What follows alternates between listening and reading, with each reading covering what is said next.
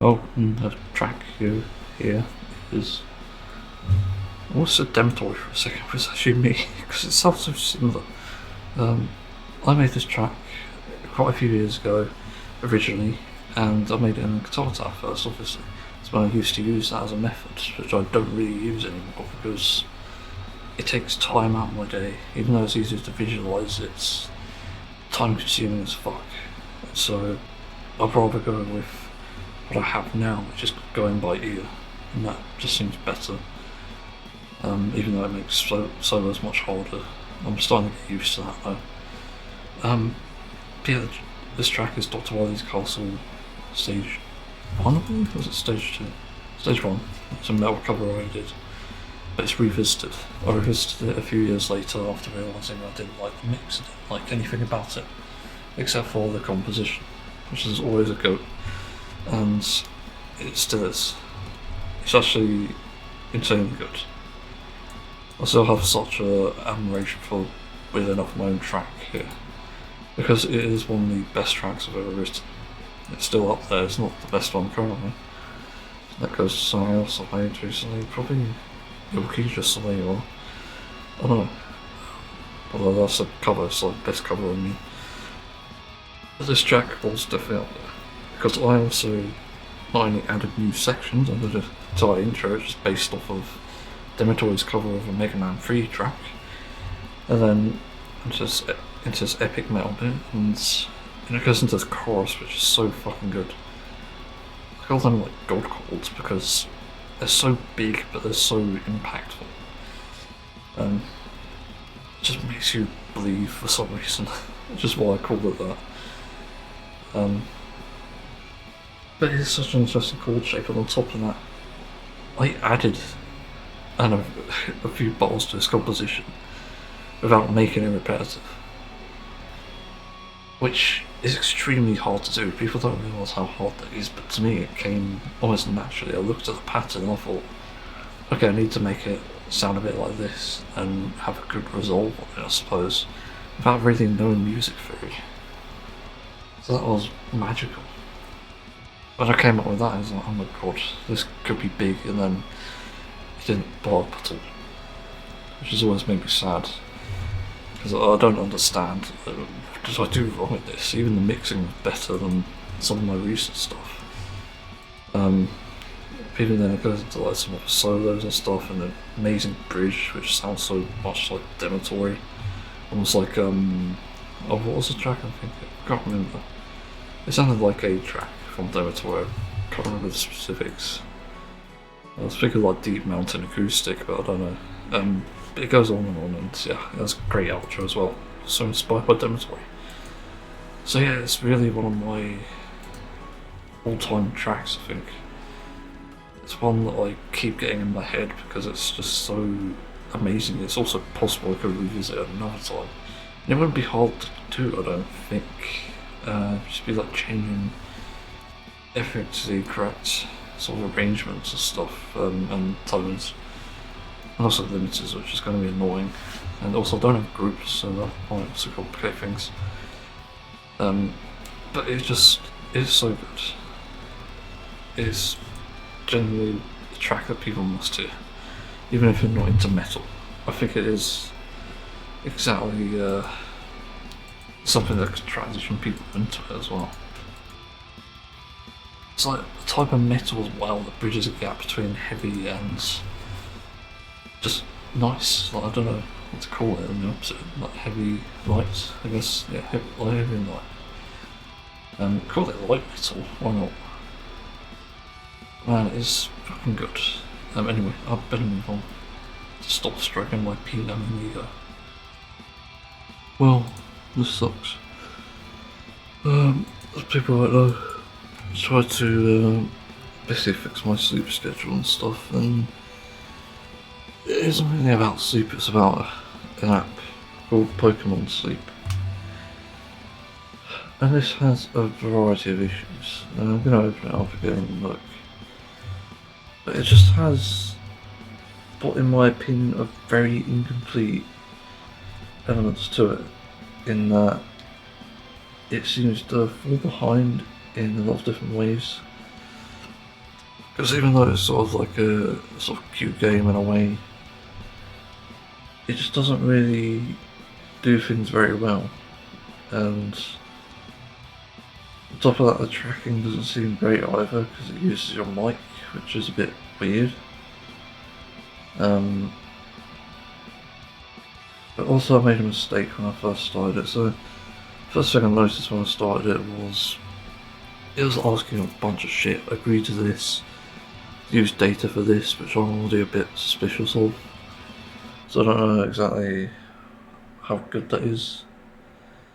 Interestingly, okay, I'm looking at the stats. It highlights the moment I was awake at 1:10 to 2 in the morning. It's interesting. Even though it wasn't near me, so but what about stats? Okay. So it's noisiest. This is interesting actually. I didn't realise this is like towards the end of the session. But it shows you the amount of sounds that you can hear. And weirdly enough, it's loudest between 1 and 3. So I had my fan on for an hour, so the fact there's even something happening at past 1 is interesting. I think that shows that there is quite a few problems here.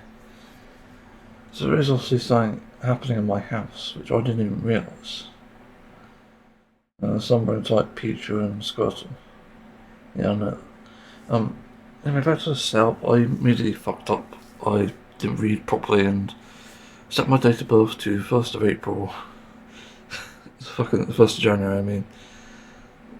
To 2026. Great. And I'm not sure how to change it. And now it's saying I need 11 hours sleep. Yeah, right. It just seems very frustrating. So, yeah, I get the idea. It's like sort of a level up sort of system, I think, with this drowsy power on site. Draws in Pokemon. That's Pokemon to sleep and Snorlax, okay. But yeah, annoying that it uses your mic, that's one thing. And you have to put it apparently face down to the screen so it doesn't shine. Although I do have a case, so it doesn't really impact me that much because I could just use the case. But I will say, you know, after going through the tutorial and stuff, it does suggest some really weird elements, as in, for some reason, it asks you to, for whatever reason, put your phone on your mattress. That's dangerous. That's immediately a safety hazard. So anyone unaware, phone batteries aren't always reliable, and especially mine, as I'll explain. You find out that it's actually not safe because your phone battery is only as strong as, I guess, the rating it gets or so. And if it goes wrong, it has a chance to fucking explode and basically set a fire, set a light. So having it on a mattress, which is flammable by the way, is an extremely stupid idea. Like, what the fuck are you thinking? And this ties into another issue, which I discovered when using it. Turns out that, like, having this app open and having to have it face down rather than like opened, as in you can't lock your phone because it'll harass you saying you need to have it open. It drains your fucking battery. Oh, what the fuck? All it's doing is recording the mic. And supposedly being like a background app, like it could record minute by minute, or as we've seen in the chart there, it could be recording specific highlights or picking up specific sounds. Unless it was snoring, actually. Yeah, I don't think it's actually the sound being snoring. Because I don't know if I snore. I used to. I remember waking up to it actually before, like sleep apnea, I think. I don't think it is sleep apnea now. Because I don't really snore that much. But yeah, but I don't like how it's executed anyway. Just find that a bit problematic. But also the battery one runs warm because of, or the phone rather, because of it being open. Immediately I was running YouTube and I might not do that next time around. But I was only having that open because I want to listen to music I want to listen to. I did sort of attend to the Pokemon ones, but it wasn't as full as I would have liked it to be. I was just playing the Pokemon's center sounds, I think. Yeah, on the theme rather. So I'll have to try it again.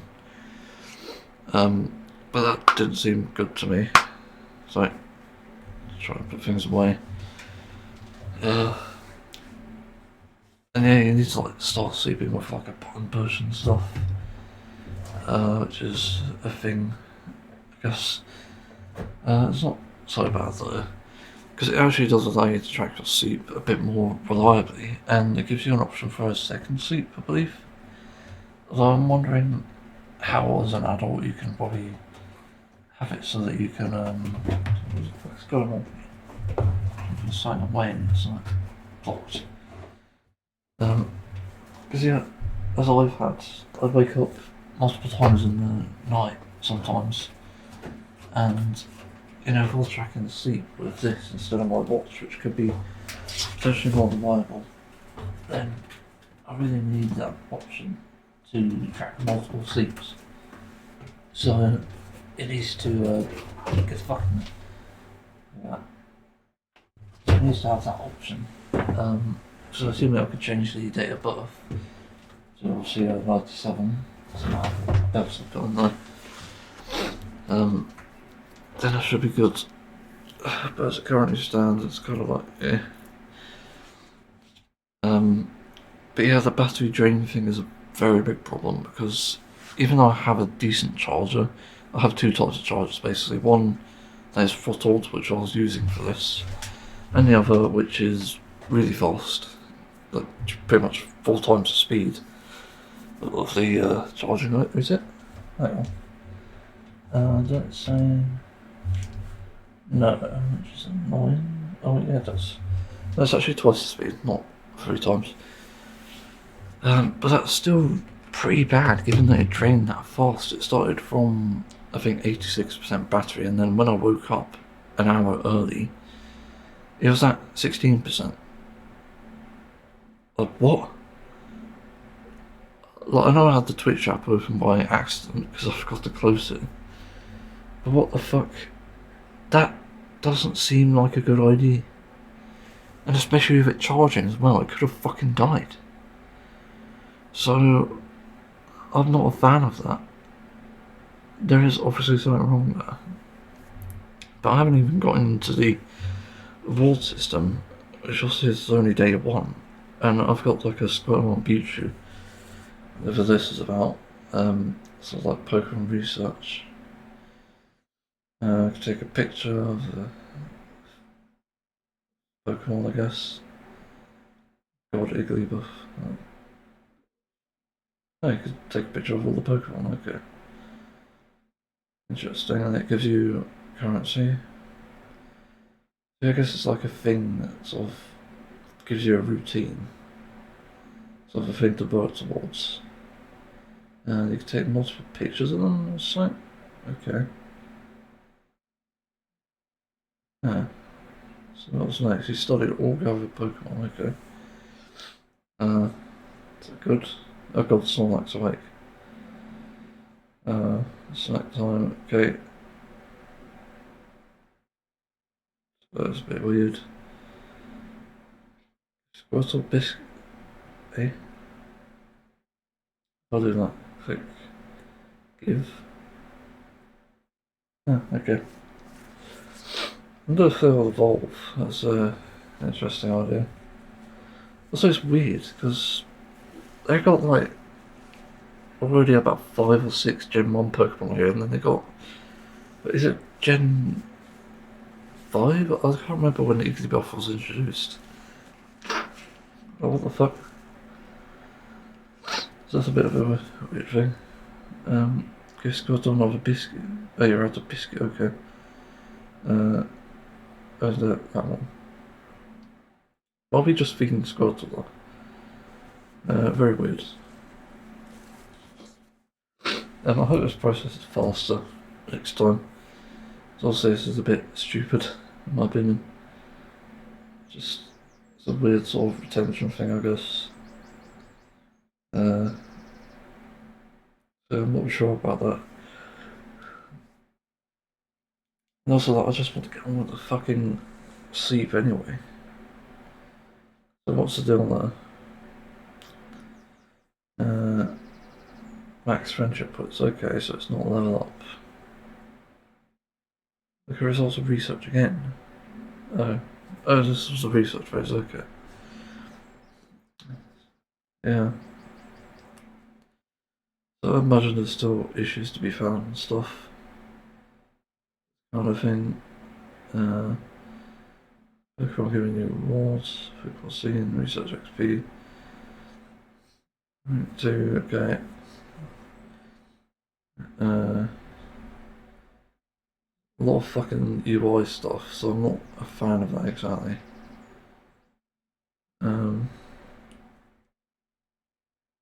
Yeah, come on. Let's just take it to a skip. Why the fuck do I need to see this? I know what Pokemon I've got.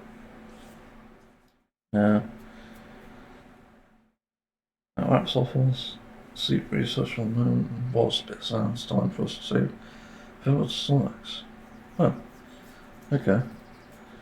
Well, buy Snorlax, I guess. Fucking lazy ass. Finally being an active ass. You know what? There's more items or something. Yeah, there is. Okay. I just want to get to the settings to see if I can actually change the date of birth, because I did find that kind of weird. New area sound data will be downloaded. Okay. Yeah, some weird thing as well. It keeps asking you to download these packs and files, I guess. So I'm not sure what the deal with that is exactly. That seems a bit underbaked. But I don't know. Yeah, I really do get like it. How's it compared to my watch actually? My watch tracked it a bit better, I think. 5 hours and 6 minutes. Only 4 hours and 45 minutes of sleep time, great. Excellent. Even though I got to sleep at a reasonable time. And seemingly woke up at a reasonable time as well. I actually slept all the way through, rather than waking up, not being able to get to sleep. But also I shouldn't have been fucking struggling with sleep. As I said, I tried exercise to address this. And I was doing something yesterday that was quite intense, and it didn't fucking do anything, obviously. Don't feel like I've recovered exactly. So yeah, it's like very weird. Just keeps throwing tutorials at me on this thing. Yeah, it's just throw stuff at you then. Tapping Pikachu for its berries. Okay. Oh, there they are. At the bottom. Yeah. Hopefully we get an Eevee. Eevee's better than Pikachu. But on many miles. Every Monday to Sunday, okay. Alright. What's terminal's fucking out? How do I go to the main menu then? Also, it's kind of laggy, I noticed. I'm playing on medium and 30 FPS settings. I'm not sure where the lag is coming from exactly. It's not like there's anything playing in the background, but I think, no.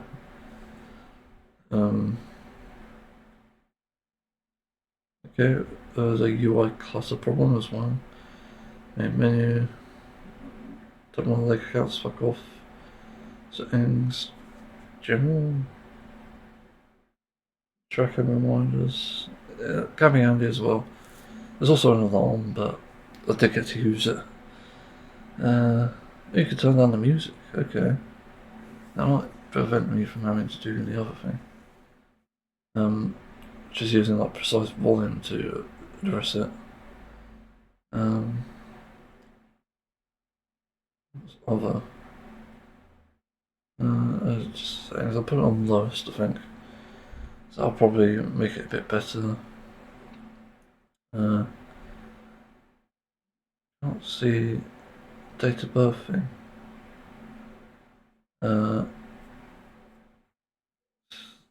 That's what it's like.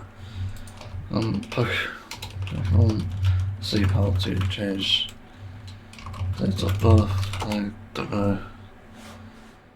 If anyone has a correct birthday and wants to fix it, follow the steps.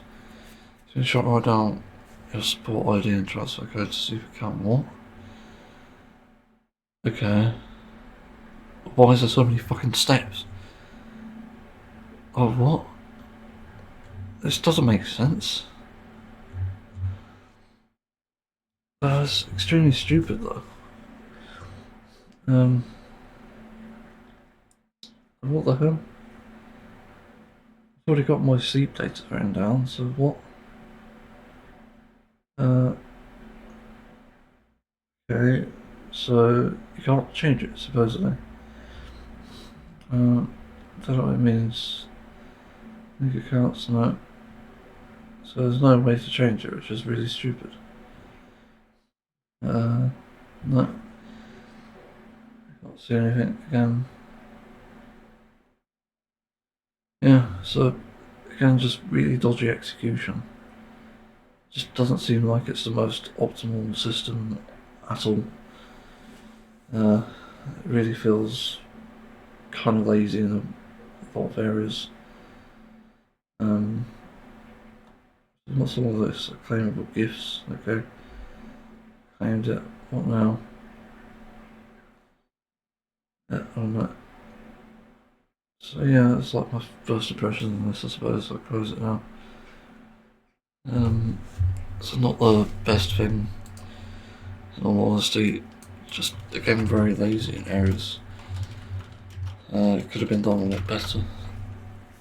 But I think the best thing that could have happened for this app, in my opinion, is if it was going to use your mic, for example, for whatever reason, I don't know why it was, it could at least have it so it's turned off. Why does it have to be tracked that way? No, it doesn't make sense. So I'm not a fan of that at all. It just seems really unnecessary. Ban on a already bad phone, actually. I know my phone battery is going and he's charging every fucking day. But at some point it's like, why bother? It's a high-end phone. Well, it's actually mid-range, but it kind of feels high-end. And it's going to cost a lot to even replace the battery, so I don't know, like maybe I'll just go with like a stupidly good phone from my wish list and hope for the best. That's like, just to be honest, it won't be a bad time to replace it, I think. No, the issues with the world at the moment, they've got like 4 different phones written down actually. I was gonna wait for a fair phone, but the problem is the fair phone is kind of like, it lacks in a lot of areas, like hardware wise. I'm not sure if the storage is that good and if the camera diff isn't good enough. Because I get there's like repairability with it, but it just doesn't do enough. If anything, they could have tried to make a model where they have an upgraded version of the existing model site. So somewhere where at least choose your parts. I think this is the biggest way you can address that problem, is have customised phones, albeit for an extra price, but have it repairable. I think that's probably the method you can go. It's not really an engineering feat, it's basic engineering, I think. But if you work from the ground up, you offer solutions. And it doesn't seem that difficult, given sort of components you got in this. But yeah. Anyway, that's it for Pokemon Sleep. So I'll report back tomorrow if there is anything different or new with that. So there may be something there. Who knows? Maybe it's good, maybe it's not.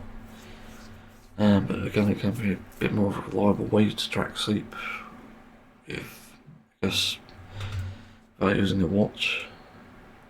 But yeah, anyway, let's move on to the next topic.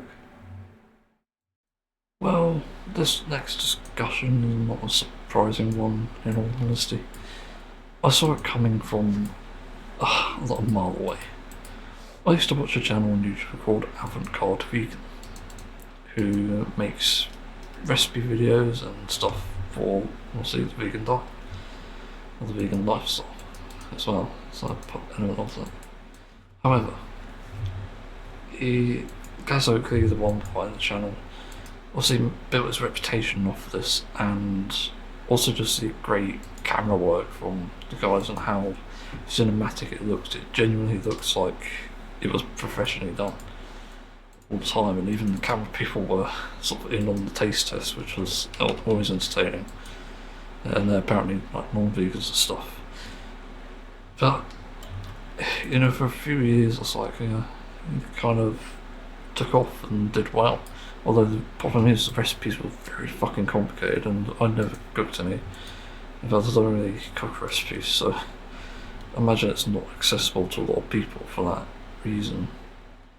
So, yeah, as weird as it is, that's the reality with that.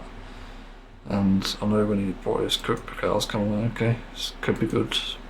I'm not sure though, because I'm not a cook. Given my experience with it, like, fuck me, never again. I'm not touching a recipe book ever again. That just doesn't work for me.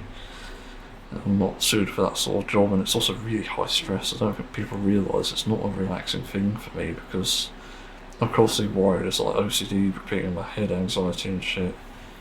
That's why I just never feel able to cook myself. I do cook myself actually, just in different ways. But yeah, anyway, back to Gaz Oakley. Apparently at the start of the COVID pandemic, he was spreading around a bunch of fucking anti-vax shit, which was really suspicious. And given this was coming from a vegan of all people, like what? Like, vegans typically are evidence-based, and this is a very common trait which unfortunately people don't attribute to us. In fact, it's the opposite. But we literally do prioritise the evidence. I say we are not vegan, but I just don't use the label. I follow the lifestyle of veganism, but I don't use the label. Also, I know that my intentions are based in my morality, so unless I find a good reason to morally justify it, it's not morally justified. Anyway, I remember this anti-vax stuff. I didn't read into it exactly, but I think it was like proposing really horrific shit with that. So, like, it's just weird. I need to look this up actually. I could look it up because the anti-vax. I don't know if it come up.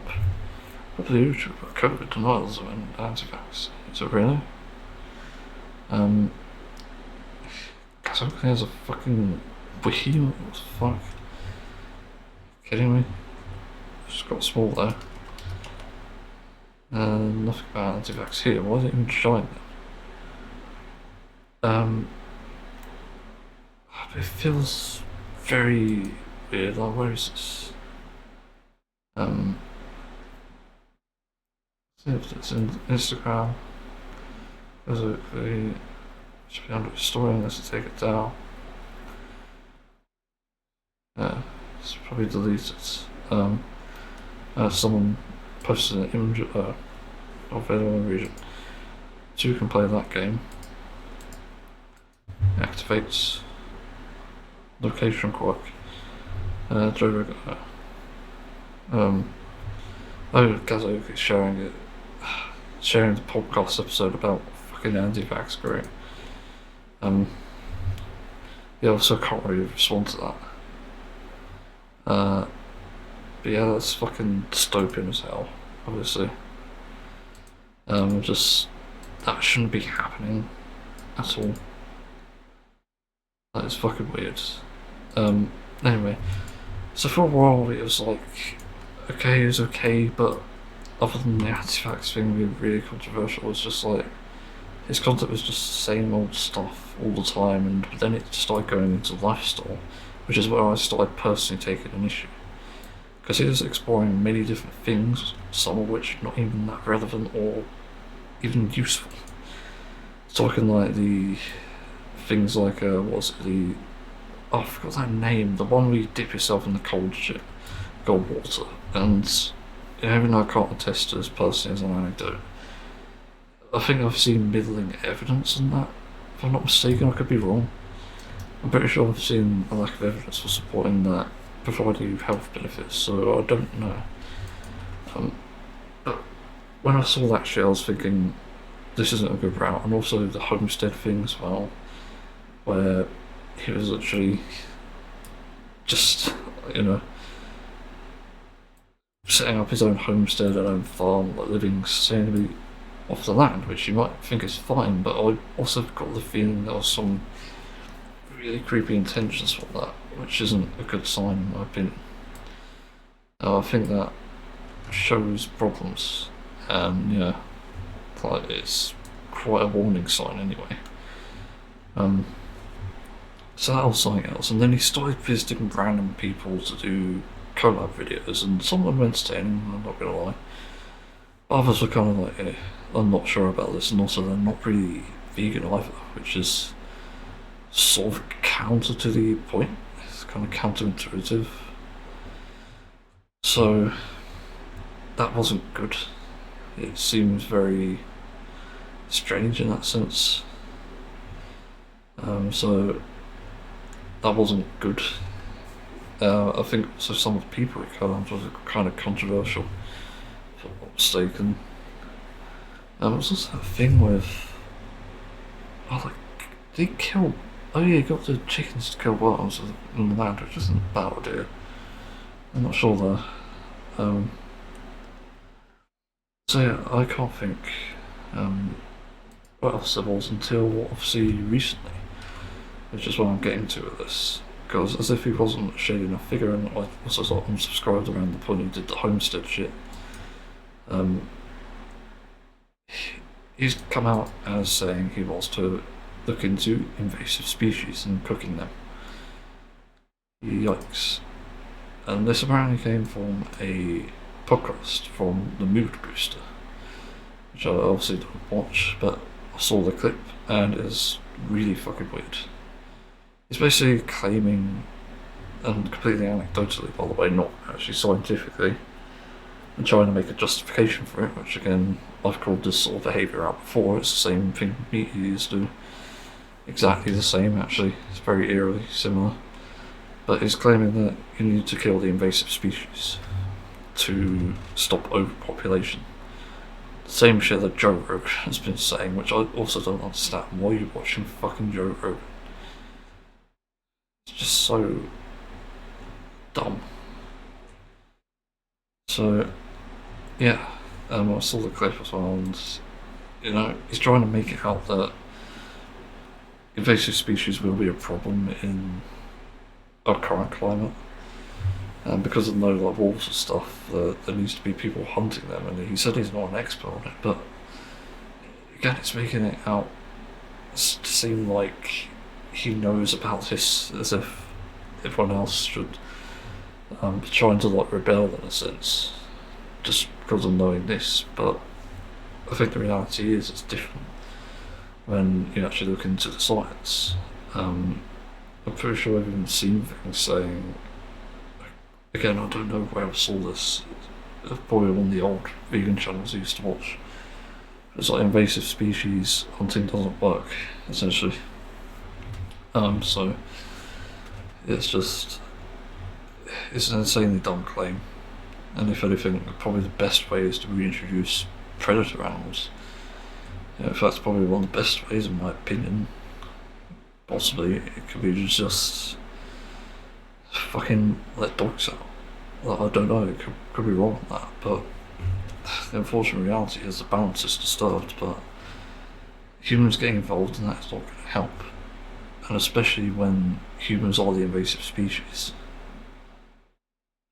Like, it's really fucking bad to have this opinion. You have to find ways to cook invasive species. Like, what the fuck? The thing is, like, we're one of the most invasive species as humans, so I don't understand this point. What are you even on about? Like, cook invasive species, you're not even about that. You're not even a channel that focuses on cooking meat, so what the fuck? Again, it just doesn't make sense, but it goes without saying anyway, Gaz Oakley has just been a very loose cannon in that sense from the start. I think especially like the cookbook and even trying to open a kitchen, I think it was at one point. Which, again, is concerning, but if you like serve that to a kitchen, it's like, yeah, that's going to be a bit horrific. You also have to remember that, I don't know, my god's got things on it, right in my face. But he'll just add things like that. He'll add eat to the menu, he'll add anything, and then I saw a comment on the Reddit post of this, which I thought was really true and really entertaining. But yeah, basically said, I see a very hopeful carnival dieter lifestyle in the future for you. It's like, yeah, that's exactly the route this goes, isn't it? It's going to claim the diet failed, and then a bunch of other shit. We've seen this crap before. It's not anything new. Pretty sure it's happened with a lot of ex-vegans, as you'll see. They go this route of like trying the new diet, new fad. But again, people sort of use that as a thing against the vegan lifestyle, but the problem is, one is more evidence-based than the other, and obviously the vegan lifestyle is. Like, everything is more evidence-based, even on the ethical side. And that's pretty much something you can't refute.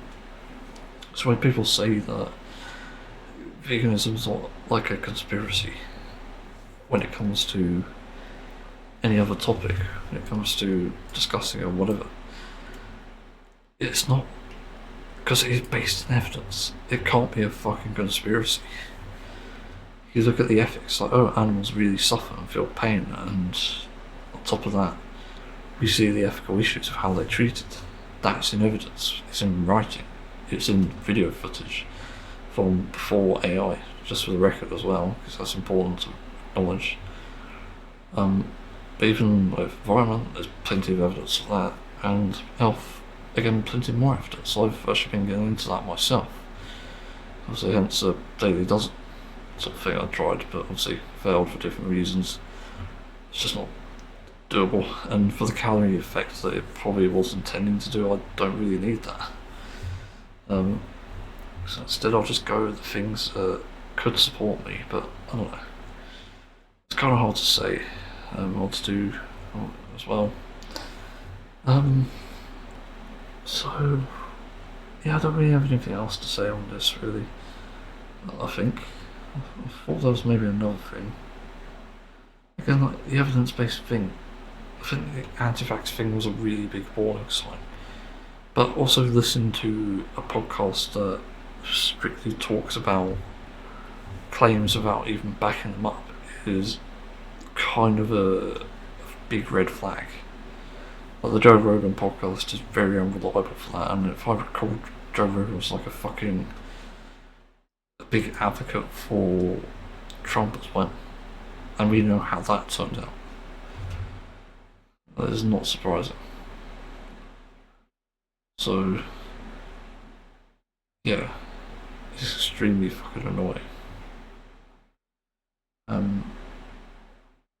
So yeah, else, I can't think. Yeah.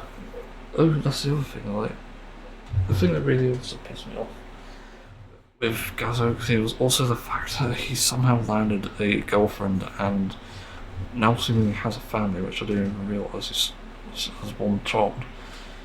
But it's one of those things, I just think the sort of world that you bring children up into has to be one where you put a bright future ahead of them, but killing invasive species, I don't know about that. I can sort of agree on the fact that I don't think any of us are really experts on that, but it just feels so dystopian. It feels like a real hellscape, and especially for children to fucking see that, it's not good. Nobody benefits from seeing this sort of thing.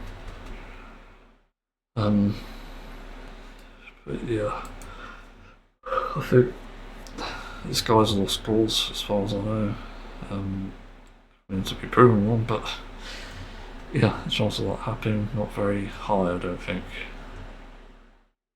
So yeah, anyway, I better move on. Well, we've got some news to report, which is good news, I think. With enough, it's done a couple of things, and I do feel kind of better despite it. Stress levels are still a bit high though. So I managed to pick up some herbal sleeping pills, finally. And I got to try them out last night. It said 30 to 60 minutes before. Didn't say how to swallow it, so I didn't know if it was like chew or just swallow. So I just swallowed it, and it kind of worked. Yeah, well, I say kind of worked, I didn't even notice it. Thing is, I was already exhausted from that day, and that was because I did, I think it was like 3,000 steps outside, and I was also at certain points carrying some things. So I was carrying like one of those like 24 pack of 300ml bottles, 330 rather. But one in each arm because I was helping someone else with that. I was also carrying like really heavy shopping, so it's about 7-8 kilograms maybe. But I was getting through the stuff anyway. I was carrying it all, and even like pushing trolleys and stuff. So there's no doubt taking a toll on my body. But I was so fucking warm. When I got home, I had even more sort of stress to deal with because I had to pack away everything, and my freezer is absolutely full at the moment. In fact, I don't think I should go shopping until it's empty. But it's that bad. I've had to use other shelves as well, which I'm going to go through too. I'm going to have what I'll call like a process day. So I'll have it where before shopping maybe, and even just after in these cases, the rare cases. So empty cramped spaces is what I put there. Basically, I'll have a lot of the processed foods that I've got on and have it all in one go. There's not really much else to say with that. That's just really it. But yeah, I think that's a good way to go with that. But the sleeping thing. This is the most interesting part because I didn't expect it to work, but it did. Although it says my actual sleep time is 6 hours 39 minutes, I don't think it is actually. I think it's almost 7 hours exact, and I woke up before the alarm. But I'm pretty sure I fell asleep right away, which is interesting. It's definitely that tired. But I got a decent amount of sleep, which is unusual given the night before I didn't. I could see like other sleep stages, maybe not. Yeah, it matters, I know what sleep I've got anyway. But certainly a thing, I noticed it. So yeah, it just kind of works, I suppose. I'm not sure if it's attributed to the sleeping pill, because I slept consistently. It wasn't like a, you're only going to have this for a moment. It was actually consistent. For once, and the night before I even had that, even though I'd lost sleep. But that's a good sign, I think. But also, it made me wonder, am I even exercising enough? Because the way I see it, even though I'm like sweating my arse off and breathing heavily after using the treadmill, I don't have that amount of exhaustion. I'm not sure if it's again because of tiredness. So there's like multiple factors here that could have influenced just me having a better sleep. But I'm also wondering this third possibility, which is, what if it was to do with my bowels? So I've had pretty bad constipation for a while now. It's been on and off, and I just struggle with it. It just happens every now and then. I'll go to the toilet and nothing comes out. Maybe a drop, but nothing really. Just gas, and it doesn't really help, to be honest. It really annoys me. But yeah, it's just really frustrating. But that could be why. I could be wrong, but that could be why that happens. Well, that happens rather the lack of sleep and tiredness in the morning and stuff.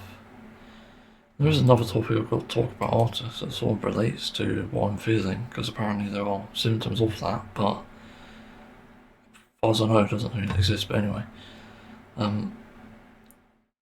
so yeah, like, is my digestive system a problem? And I also made a mistake in my oats. It turns out I've been measuring over half a cup because I thought it said quarter. I was like, this is a lot of fucking berries. It feels like an unusual amount. Turns out it was the wrong amount, so I needed to get a quarter cup instead to use with that, and that, yeah, sort of helped, I guess. But I'm also adding more fruit to it, so more raisins, more. I actually added bananas.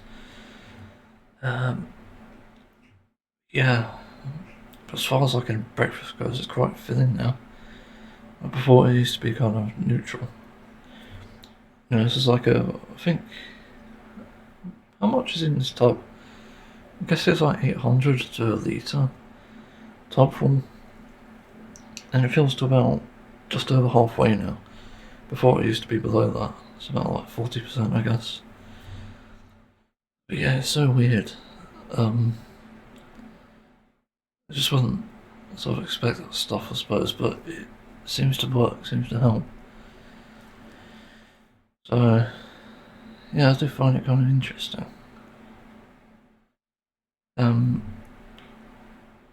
So I don't think there's anything else to add, really. Oh, actually, like, don't I? Yeah, I'll talk about this after. Pokemon Sleep is shit. I got on there and it blasted me with tutorials again. I was going to give it another try, and then it just decided, oh, like, there's microtransactions now. Great, bye. I'm not fucking dealing with that. Like, piss off. You don't need microtransactions in a fucking sleeping game. It's just genuinely awful. So I don't get it. Like, why the fuck are they in here? That's just adding to my stress, and despite that, I've managed to sleep.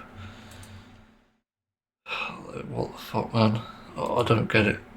Some of this stuff sometimes, it just doesn't make sense. It doesn't deserve to be here. I get they need to make a profit of something, but why not? Like a subscription. Why these microtransactions? They already have a premium pass in it, so I don't get it. It's just so fucking dumb. It's not worth it, given that it drains my phone and battery, and I put the jazz on last night again. No charger, and did I? No charger, and it went from 90% to 56%, which is pretty good. I need to plug it in. I just remembered. But honestly, it's like better than Pokemon Sleep, and yeah, it does a lot of favours for me, really, having a focus like that. Because that's the thing. I think you need that sort of focus when it comes to sleeping. You need something to focus on. And I tried to mix image and audio together to try and make something. So I do use like the jazz playlist, for example, because they have images on it. I listen to Monkey BGM, for anyone wondering. It's a non-AI, I think, anyway. I couldn't tell if it was. And there's like images with it as well, and as well as I know they're not AI either. I tried to imagine the image in the video if I like it. There's like last night it was Big Ben, and I was kind of like the House of Parliament or whatever. It's kind of like I'm not sure about that, given how much I don't trust the UK at the moment. Yeah, that's not the way I can help, and I have done it before. But it's like it was a pretty image of a beach or a cafe, and I could just sort of imagine that. It's one of those things you have to ground it, I suppose. Yeah, that's it for sleep though. It's difficult to say on it. Next thing is actually a topic that came up through Mike the Vegan, who had an interesting video about a BBC article which reported on something that happened 7 years ago, which sadly involves a young woman who commits suicide from apparently B12 deficiency, which is extremely bizarre. But yeah, it's also really distasteful. And my biggest question when it comes to these sort of slanderous articles, I guess you could call it, I don't know what the actual term is for, say, a belief system. Actually, I think it is just slander. But often I have to ask people, how fucking gullible do you need to be? Because that's like one of the most ridiculous things when people will latch onto it and say, like, oh, it's unhealthy or you don't get protein. You're as gullible as people who fucking believe anti-vax. As gullible as people who believe in 5G towers causing viruses and stuff. Like, it was so fucking dumb. Because an article title isn't going to be evidence. And then you have to read into it. You have to read into the methodology. And you have to get the official source that they're referencing, and oftentimes it's been information that's misrepresented, which is what the BBC tend to do. And, you know, whenever you go into it, it's exactly like that. I remember looking at one only a few years ago about supposed like vegan dieters who died on, is it Mount Kilimanjaro? I can't remember that big mountain. It's completely gone from my mind, but anyway, people tried to hike that mountain and died, and they're saying vegan diet causes death on the biggest mountain in the world. Yikes. Like, that's how gullible people are. They use this as evidence of the diet being bad, and there's also the writers as well, these articles, who in my opinion should be investigated because it's just blatant misinformation and corruption. But you look into that sort of topic and you look at the correlations, and apparently, I'm pretty sure I've heard it before, but I'm pretty sure like lung health is better on a vegan diet. I think there's some elements of that. I know that iron, I think, can help with that. Among other things. But it's not even related. Because if you actually look into what the mountain is about, for example, let's climb, quite a few people die. It's not just vegans, it's everyone. Young people, old people, it really doesn't fucking matter. Even, I'm pretty sure there has to be like people who survive cancer who've also unfortunately died on there. People with cancer as well. Let's not forget. It's just so frustrating that people believe these. They see a headline like this, and again, correlate the two. And they think one thing's to blame, rather than the other third thing, which is the actual cause of the problem. So on this mountain there's like really low oxygen levels, and it becomes a problem to actually breathe, and in fact I think most people bring a mask. But also you have to prepare very carefully when you climb it because it gets cold. So you also have the issue of, I think, lungs drying up, or if not drying up, then getting too moist and then obviously freezing. So there are so many risks involved with climbing that, and that's why issues like this are seemingly a frequent occurrence for this said mountain when people climb it. And that's more likely the cause of death than the fucking diet is. And even then, there's evidence to support that people on other diets are as unhealthy. So we're talking, whether it's vegetarian or even meat eaters, I've seen evidence suggesting that a lot of meat eaters do have lower lung capacities and more chest problems than the average person. And obviously that involves like heart rate and stuff as well.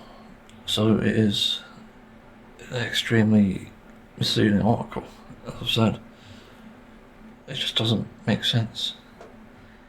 Again, that ties the question is how gullible people are. But I really need to move on from that topic to talk about this one instead. That's B12 causing suicide thing, which apparently is unfortunately a young woman in the UK apparently was correlated to it. But as Mark the Vegan explains, there's likely other causal factors, like, for example, the deficiency caused by having a bad liver, or I think there's surprisingly one that you didn't mention, which is external factors. Because I think the external factors can be just as damaging as something like, again, the liver issues where you can't process B12. And I think, like in my experience, for example, it just happens. You get mental health issues. I've had anxiety since I was, I think, 8 years old. And I've had bowel issues since about 12 or 13. Not this bad, but bad. Whether there been problems there. And you know, I never would have predicted that I could have had autistic burnout later on in life, and on top of that, anxiety issues, OCD, and depressive symptoms. I genuinely couldn't have predicted that. But I was having these before I even went on a vegan diet. And I was even supplementing B12 eventually. I wasn't supplementing it before, but when I became vegan again, I looked at the evidence and I was a bit stronger in that sense. And B12 is like the biggest thing you need. You get it from a supplement. Just a multivitamin you chew. Use it. Obviously, I chew it whilst making my hot drink in the morning, and it works. And it's proven by the doctors. They've never flagged B12 as an issue. In fact, sometimes it's too high. Like, that's how interesting this is. But even then, there isn't really any proof that, I guess, deficiency leads to, again, suicide. And this is the thing, when people correlate these things, you have to be looking at what it is instead that's causing it. Because it's not, again, like a very simple, like, a B12 mind controlled me and told me to kill myself. That doesn't exist. Nobody actually fucking believes that, and that isn't even a thing. If you do believe it, you are probably incredibly stupid. That isn't how it works. So, when you actually look into it, it's instead another factor. So, for example, I know a lot of vegans anyway tend to have more depressive symptoms, but this is as a result of being more in line with, I say in line, but having had hardships is what I mean. And on top of that, also being genetically diagnosed with things like depression and even just external factors and hardships in life that can lead to it. So it could be something traumatic, it could be something sad. It really is one of these things where it has other causal factors. And that's why you see more depressed people who are vegan rather than depressed people who are meat eaters. But even then you find people who you meet who are objectively the unhappiest, unpleasant fucking people on the earth. And yet, nobody calls that out. Like, it really shows the issues here. And there is really an agenda here where news don't like reporting on anything factual anymore. They just rather support the oligarchs and shit, and whoever pays the most. Which is, again, a really big danger. But you can't ignore this sort of stuff.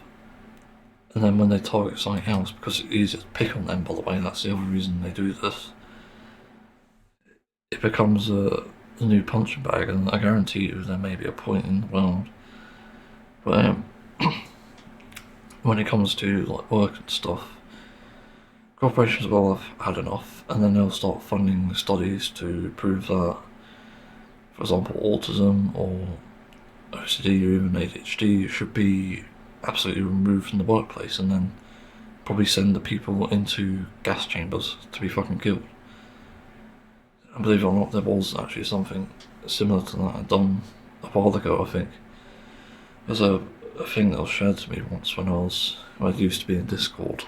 I mean, it was like a group of studies, I believe, where I think corporations funded it, if I'm not mistaken, and they wanted to explore the effects of autism and in the workplace, and the corporations basically wanted them to say we shouldn't have autistic people in the workplace, and said that they're a risk, and said that they should be killed.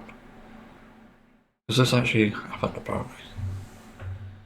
So it goes to show, whenever you believe these things at face value and you don't look into them, you end up risking a situation like this, where you completely undermine someone who's already vulnerable or somebody who's already been through a lot, and completely ruin their chances of living as good a life as they can.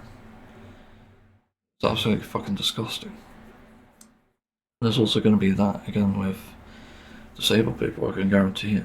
It's going to be corporations saying we don't want unable-bodied people to work these jobs. Of course they fucking don't, they're greedy.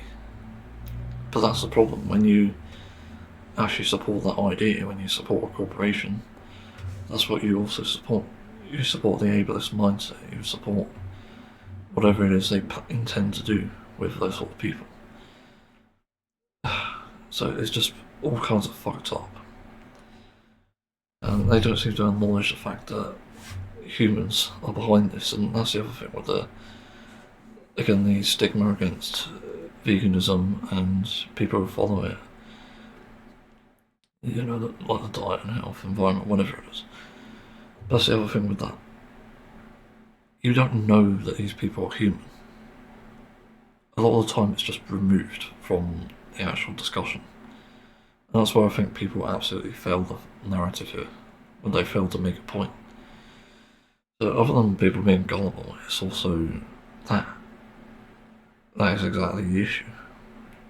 When people are treated as less than human, it's the same as Islamophobia, it's the same as something like mistreating women.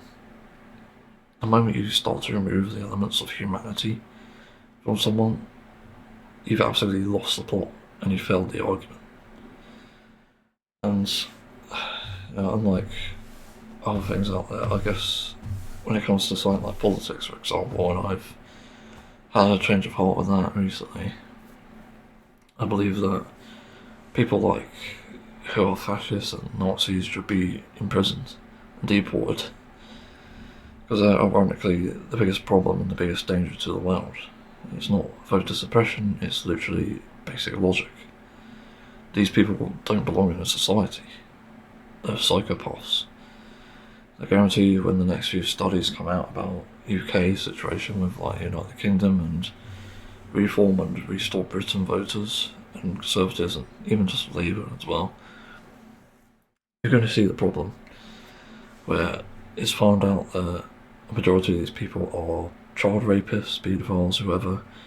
They're also going to have high rates of domestic abuse, they're going to be believing misinformation. They're absolutely dangerous people. they shouldn't be in society. And that's my proof. It's not removing the element of humanity.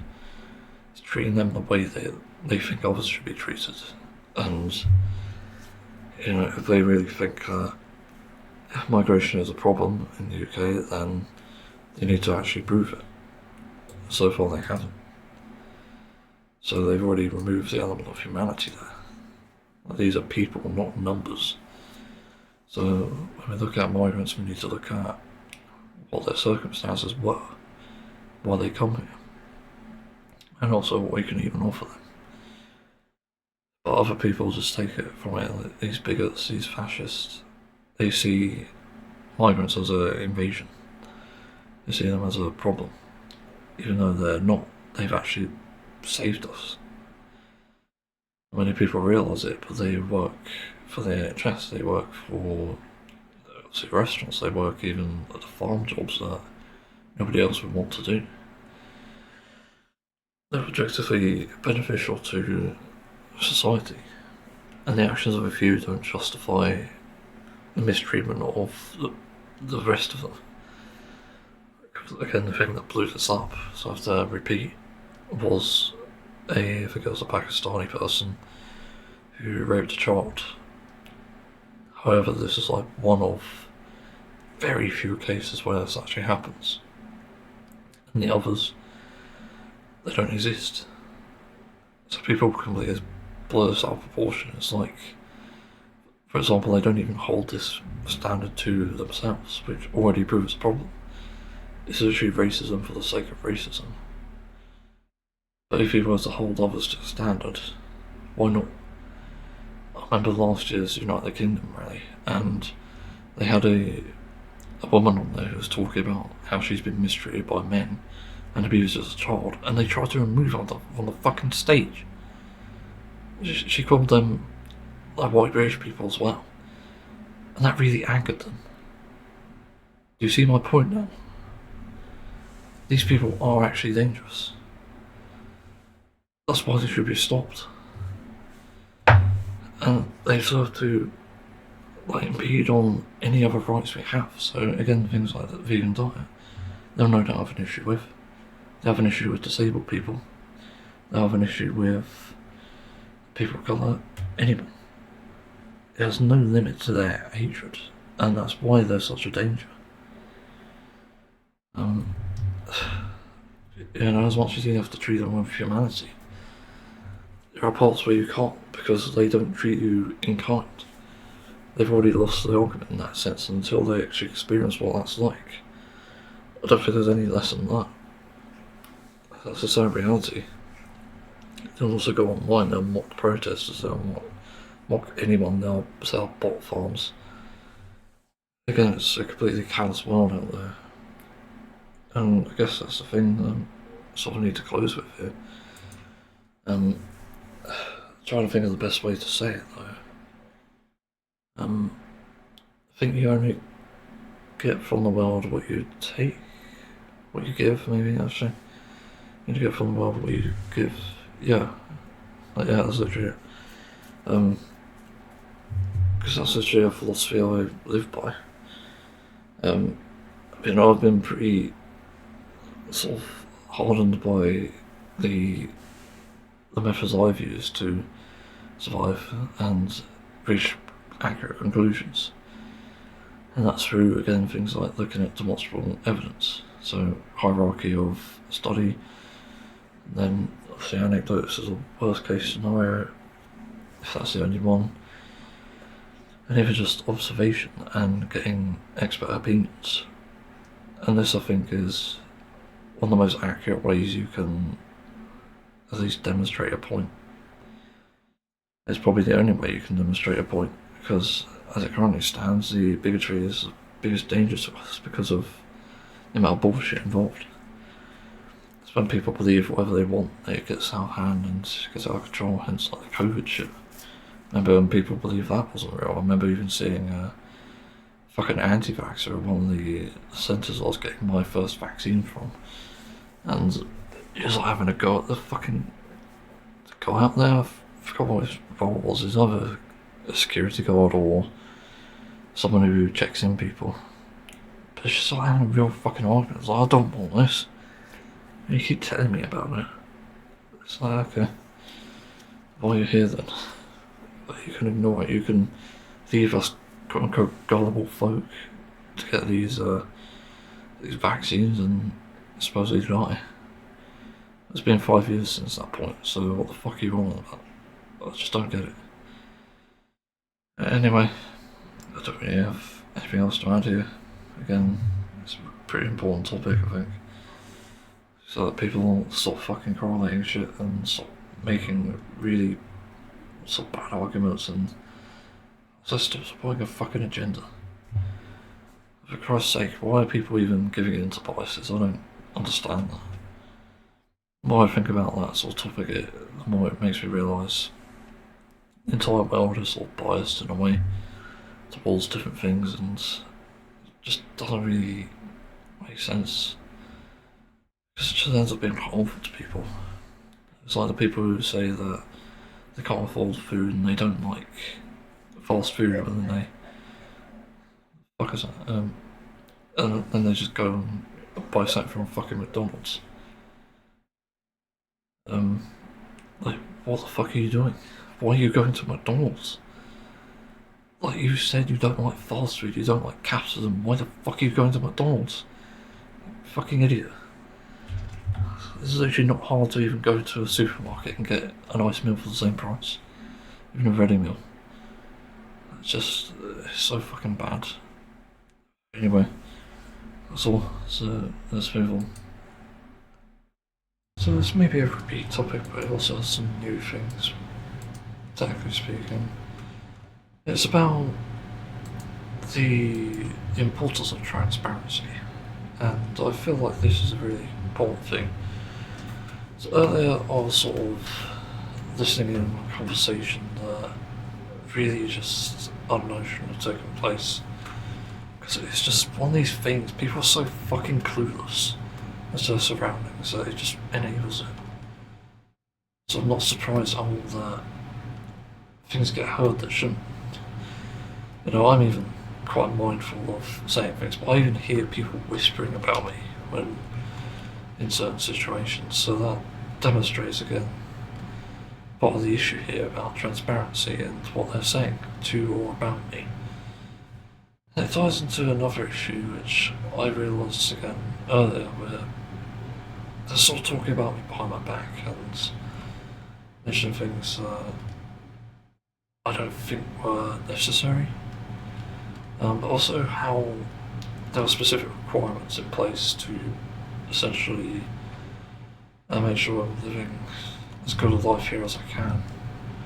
Just obviously wait for moving and stuff, if I do move. And it really ties in this aspect of the importance around transparency. So one of the complaints I made, and this is like a very personal one, but I've asked about reducing the noise from outside my room as much as possible because it is actually facing the road. And what do you know, someone decided to have friends where the car was so fucking loud I could barely hear myself. On top of that, doing repair work on it, which I'm pretty sure you shouldn't be doing, at least in front of a house anyway. And also you have another place to go for that, so I don't know, it's so fucking weird. But I complained about this, I think last year, and that was because it was causing me a lot of stress. I was just sitting here trying to do music and I hear them doing shit outside, and then I could not actually like listen to my music and also create it.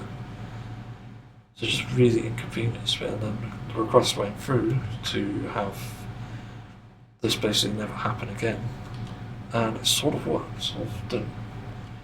The way it didn't work, I guess, is it's still in sort of a bad position either way.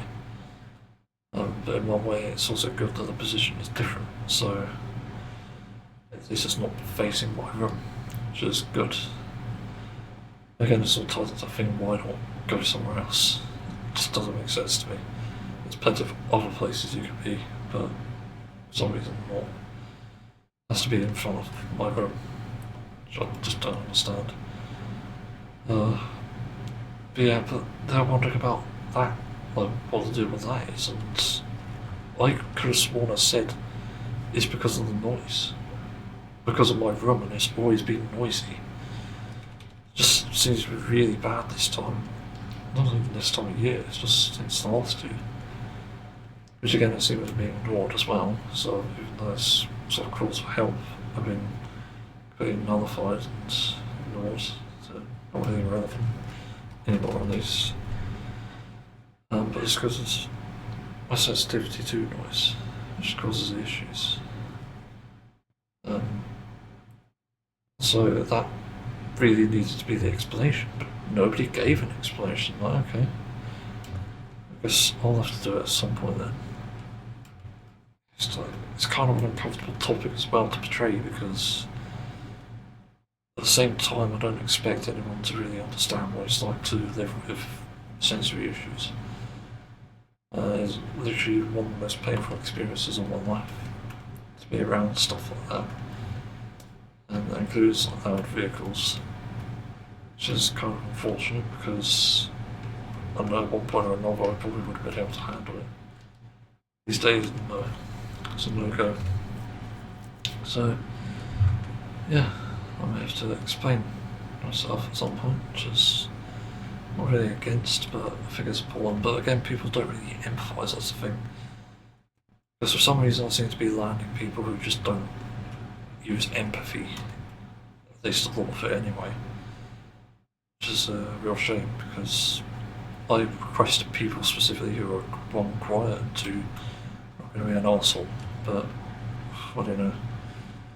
Things change, I guess, and it's been ignored. So I ended up living with someone who's quite apathetic. I'm not sure if that's on purpose or if that's such an issue, or like last week supposedly it was related to his autism, which I also don't really believe because it just seems like it was an arsehole.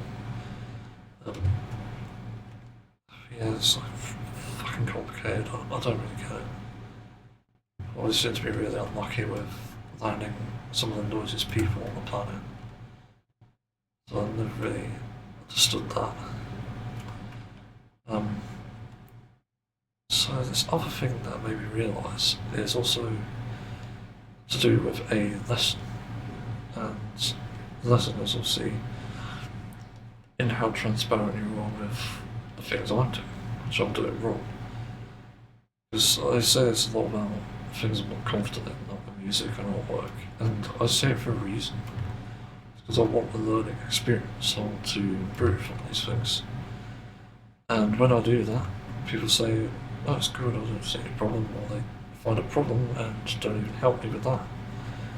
Okay, great. So I ain't got a learning experience. I was looking at images of the house before I moved in, so I still have those on my system. I was actually looking to get potentially a new portable aircon, a more powerful one, but turns out mine's overqualified for the job, so it's kind of weird in that sense, so I don't actually need a new one, which is also kind of a relief. But I was looking at that, and the photos of the bathroom. So, what do you think is the problem in the bathroom now? Have a guess. You said everything, you'd be wrong. But some of these aren't even to do with how we even habited it. Some of it is to do with that, but parts of it are not.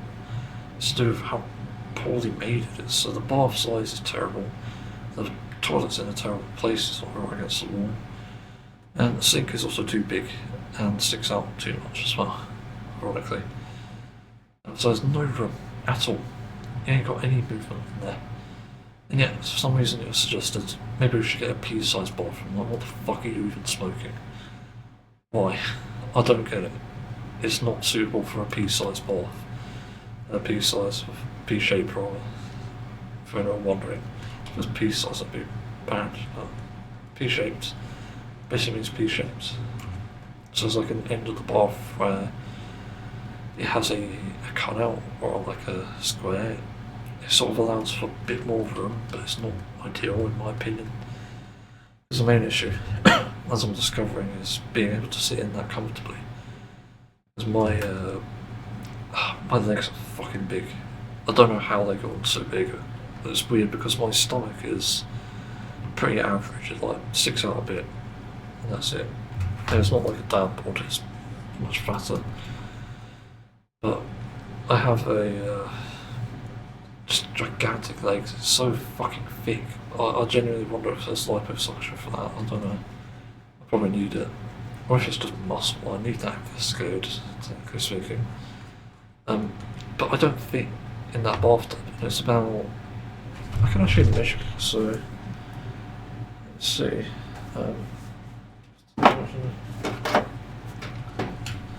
Good enough to have this on hand, because I organise well.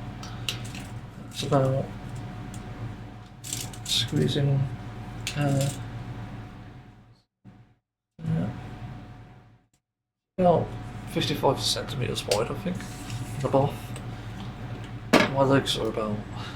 No, my legs are 55 of me, and the bath is about 50. You can see the issue. It is not good. And that's like from the bottom depth as well. I think the top depth is a bit more generous, but even then it's not great. So my legs just squeeze my cock out and stuff. It's quite uncomfortable, and that's one of the issues. But I wasn't talking about that. I wanted to talk about the other thing. And that is the state of the side of the bath. So I don't know what the deal with this is, but there seems to be like black spots all around the caulking, is it, or sealant? I don't know what you call it actually. It's not caulk, I don't think. But the bath also cracks now because of my weight. I'm really heavy now, and so that definitely was an issue before. I would have noticed if it was. And there's also like mould on the ceiling as well, I think, or black box or something. I don't know. But the thing is, I'm not told how to deal with this. I don't know what I'm supposed to do. And the thing is, I have support with these sort of things, so I can potentially learn from it. But I'm not taught anything. I'm not told anything at all.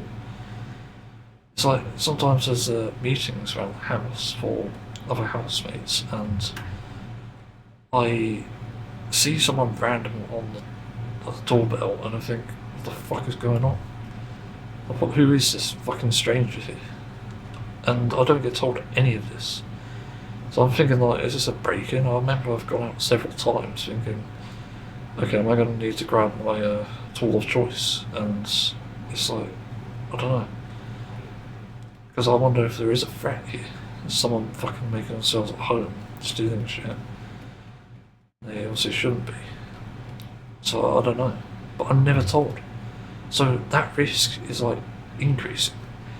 Every time I think there's a fucking intruder, it only increases each time because I almost can't trust it. The fact that random people are even coming in is just baffling to me. And I'm not told about it. You can really see the issue here. It's like real transparency problems. Again, it feels like complete nonsense, but it's just so bad. So what else? So yeah, the bathroom thing, the black marks, even like the yellow marks. I have it in my sink as well, and I used to have it in my toilet somehow, but like the entire bottom of the toilet's just fucked. I don't know what's going on with that. It's like a build-up of something. But even around the toilet, it's sort of threatened to build up to something, and I just don't know what it is. And nobody tells me. Don't tell me how to prevent it. They don't tell me what it is either. And in a way, I feel like I'm being sort of mistreated here in the way that I'm not told about these issues. They don't say, oh, you know, that yellow marking, for example, is probably your urinals, your karma, I don't even know. Like, they don't fucking say anything. Like, what is going on? I just don't understand why there's such a lack of transparency here. It's one of the biggest complaints, and then I also don't know when I'm getting support here, which is the other thing, and that leads to stress. And then they say, why are you stressed now? Isn't it obvious? For example, I was out yesterday.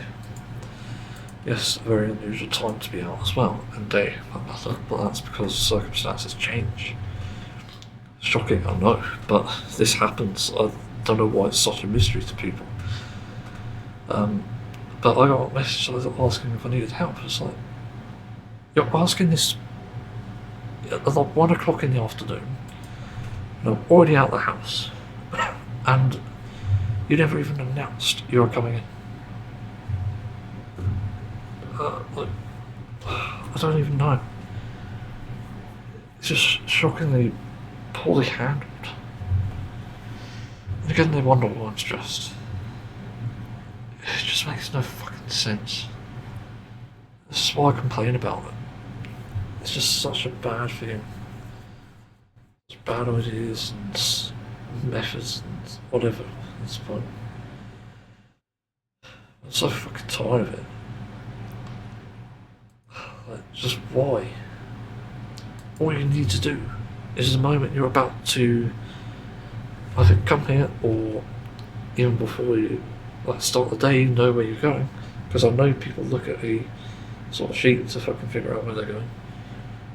Just message the person who's asked to be messaged. Or even just make a fucking group chat. Make one person aware. I don't know. But it's just so bad.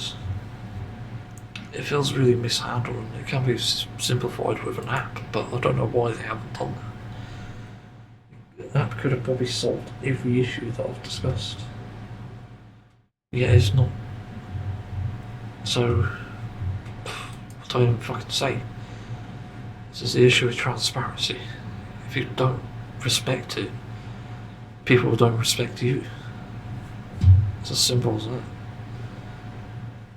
I try to be transparent whenever I can, obviously.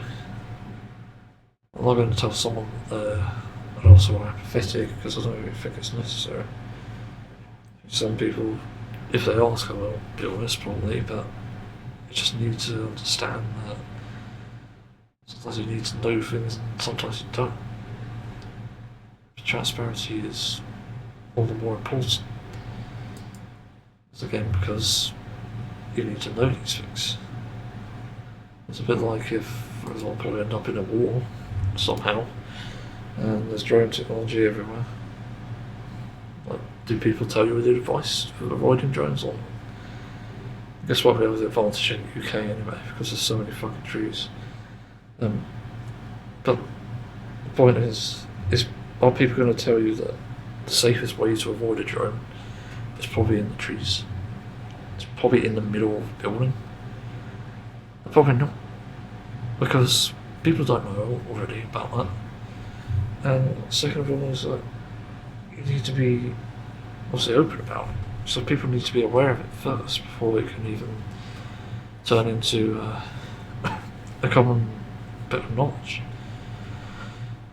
But of course, again, there's no transparency in that sort of thing, and the advice that could have been given is not there. It's probably not the best example, but yeah, I don't know. So I'm trying to think. Is there anything else to even answer this? I suppose in the case of what's this called? Like politics. I think politics can be. It's also a very troubled area, but in politics, transparency could be the difference between life and death. And I think there are obviously parts where you have to be transparent. So, there's like anti-corruption and stuff about corruption. I think it needs to be transparent about what it is. So, when you're calling out someone for being anti-transparent, you need to anti-corruption. I mean, you need to be transparent about that. Show you evidence. If someone's being corrupt and stuff, and they're asked to prove that they're not, there needs to be transparency there as well. So there needs evidence to prove that they're not corrupt, but that also needs to be in line with every known detail about them. So if someone like Trump is now like a criminal 99 times over, it seems, probably more at this point, he definitely wouldn't provide the transparency, and therefore I think he's obviously liable for what I consider like a world arrest, as in the world against him, every military bans, stops Trump in his tracks entirely, arrests him and sets him up in prison for the rest of his lifetime of torture. It's the least he fucking deserves, is torture. Death is the easy way out, but torture is probably the best thing. I think people listening don't understand the consequences of all their actions with that, so when he does all this shit he's been doing, he shouldn't be allowed to get away with it. He needs to understand what he's done wrong, so he should obviously suffer for it. It just goes without saying. It's not even a secret, everybody knows that. So yeah, I don't know what else to add really. It's just one of those things, I guess. Just fed up with this shit, really. So yeah, let's move on. Well, My Hero Academia, Vigilantes. What the fuck happened to my clock app? Something just crashed. It's weird. Never seen that before. But unlike this software, Vigilantes Season 2 actually did well, in my opinion. I think it did a lot of things right. The animation's still good, or at least as good as it can be, I think, for what they have. A story, good characters, yeah, I think it gets a bit better here. Maybe, there's still like characters which are a bit like, maybe they're a bit off, but then they improve themselves. They have a character development, which is just unusual. Like what? This really happens. So, yeah, that's a thing, it seems. But I'm just surprised because, I expected it to be a whole lot of shit given that they teased like a new villain at the end of Season 1, and it turns out that actually the villain is actually kind of scary. And that's for a very good reason. And that's certainly a thing. Also, I need to remember to put this on the list. What things to watch. Where is it? It's moved up. So yeah, I think the characters are definitely good. There's definitely a really cool moment with All Might. I won't spoil it, but it is awesome. I've never seen anything like it. It's just the best moment I think he's ever had, which is surprising really, because you really wouldn't expect it, but literally it is. And for like the voice acting and stuff, it's still good. It's decent. But then there's the story, and this really takes a turn for the better. It has been consistently better this season than it was in the first season. There's notably more action, more things going on with characters exploring even characters' past, which I didn't expect at all.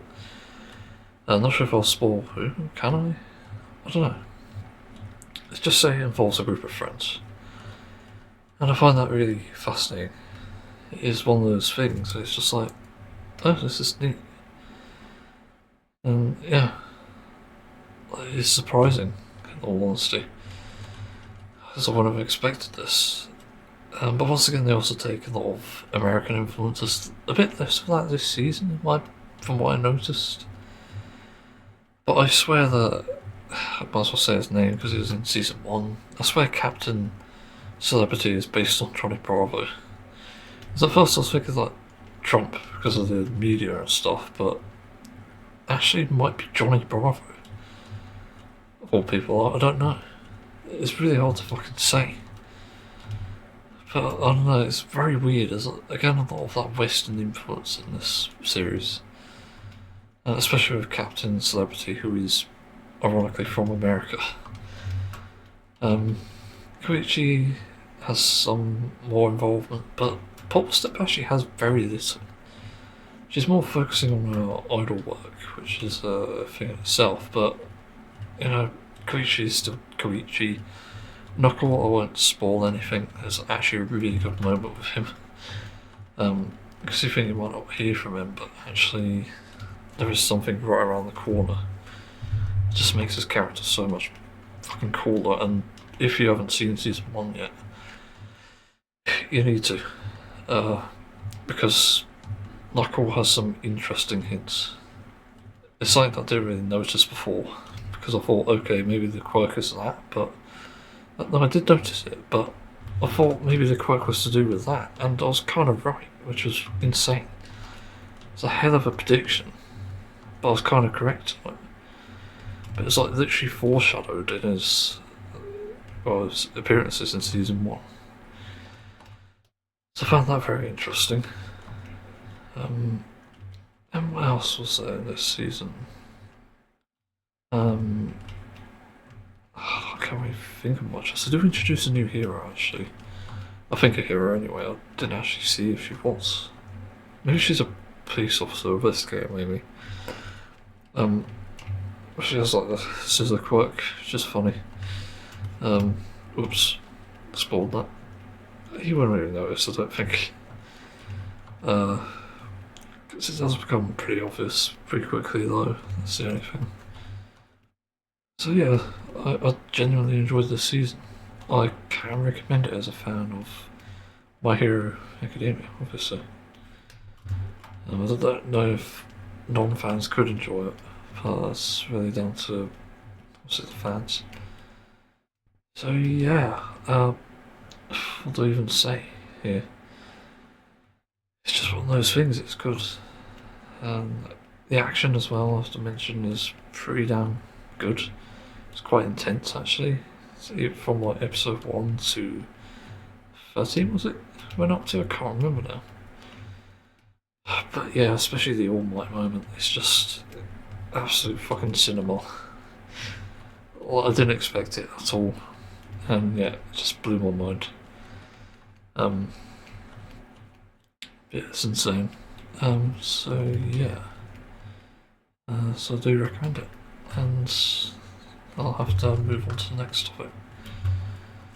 I've watched Free Room next, so I need to finish season 2. I enjoyed season 1 a lot.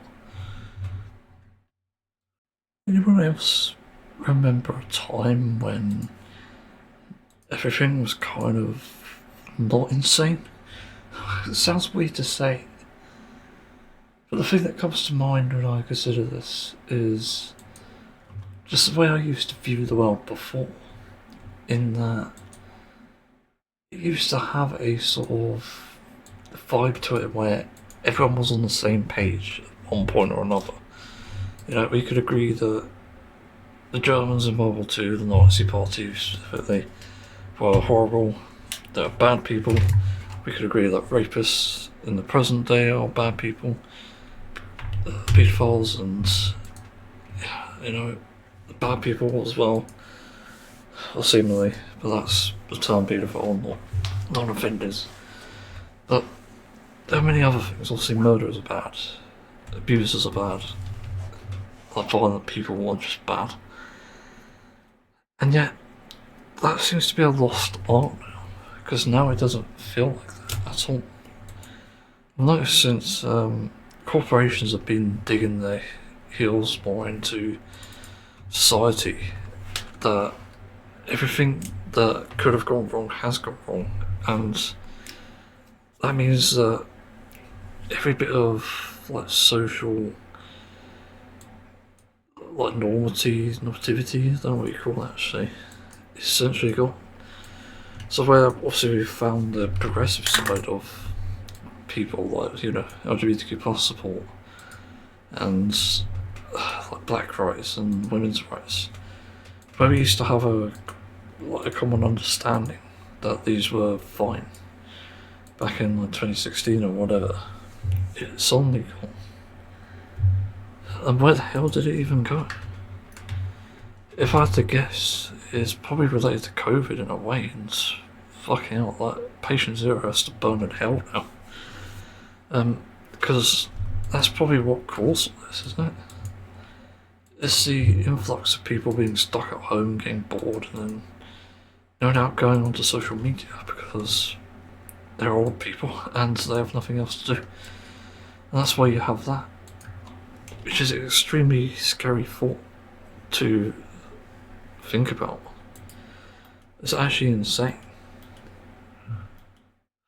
I just don't understand where everything went wrong though. I think algorithms obviously haven't helped that, and that's probably what things like TikTok and YouTube Shorts exploited.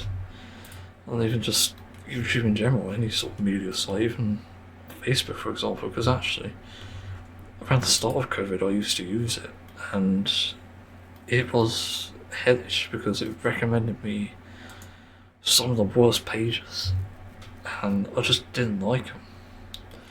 Because I follow a lot of bands and like vegan pages for example, it would come up with those, but sometimes it would come up with the anti of them, so they'd be not necessarily anti-band, but anti-vegan and stuff, which is just baffling. And even the responses to these pages or posts, which I don't even follow, are baffling.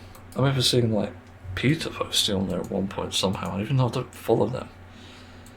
And yet all the backlash they get, seemingly unjustified because of obviously the knowledge that we have now, where it's what the fuck, I can't say it. Actually astroturfing, there we go. But done by the meat industry. So it's just very weird. But that's obviously how it's not helping us. Why have I got my drawn tab out again? I'm even doing that now. But I just feel so creeped out by how suddenly we've gone from everyone being anti-fascist and anti-Nazi to completely fascist and Nazi. Well, what the fuck? Again, what happened? I don't get it. Nothing here makes sense. It reminds me of a Blue Sky post I just saw now. So, with everything that Trump has done, why the hell hasn't he been imprisoned and taken out? Because, well, actually the other bit he said was explain it to me like I'm 5, because I just can't make sense of this. But it literally feels like that at the moment. And I think about what's happening in the UK at the moment, and obviously with algorithms and stuff, people's feeds are being hijacked. I've seen crazy things as a result of the feeds and stuff that I've been given. In fact, I'm not like 100% sure, but I'm pretty sure that the first exposure I had to the anti-immigrant things was through GB News rather than any other source. Although I did see something from Channel 4 first, but then I saw something from GB News, and that didn't really help at all. Just made things worse. And didn't explain anything. Because nobody could explain why the actions of one dictate the actions of supposedly hundreds of thousands. Well, it didn't make sense. I was still trying to make sense of that, because this is basically what I'd equate to child logic, because it seems like the sort of thing they do. Be like, everyone's mean to me because there's one person was like, maybe. Except in the case of Billy, obviously it's a different thing. But that's just what it feels like. It feels like they're trying to find someone to pick on to seemingly justify anger, hatred, and violence for that matter. And weirdly enough, I think that's why I ended up becoming such a scary opponent in terms of having debates about veganism, because I had like text debates, I had plenty of them. I could tell that every day people are dreading responding to me, because it's like, Jesus Christ, like you can't get through to this guy.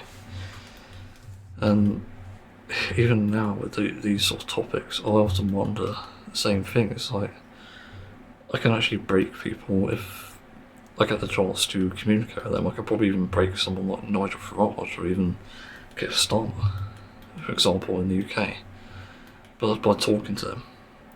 Because I know what exactly it is they're doing. I know full well and understand what's making them click. And you know, I can even probably do it to that Rupert guy as well from Restore Britain. The point is, I can get to the bottom of these things through not just evidence, but just the skills that I'm equipped with in terms of understanding social norms and stuff, and how people mask and how people act in front of others, that sort of thing. But it's quite easy to break someone that way, and I've done it plenty of times in debates. It's not. It sounds like wrong as well, saying I broke someone. But it's not breaking as in like physical or even mental harm. It's just breaking in terms of shattering a mask, shattering a sort of scapegoat or an image that they've presented. But that's why I'm sort of talking about this. Like, again, it feels like we've lost that same page thing. Like, people didn't have the, I guess, the mental fortitude that some people have now. In my case, I just feel like my mental fortitude is just absolutely fucking unbreakable. Even despite the moments where I am vulnerable, it still sort of resonates in me. Yeah, I think this is a discussion that's sort of worth having. Again, I do sort of miss the days when people were on the same page about things.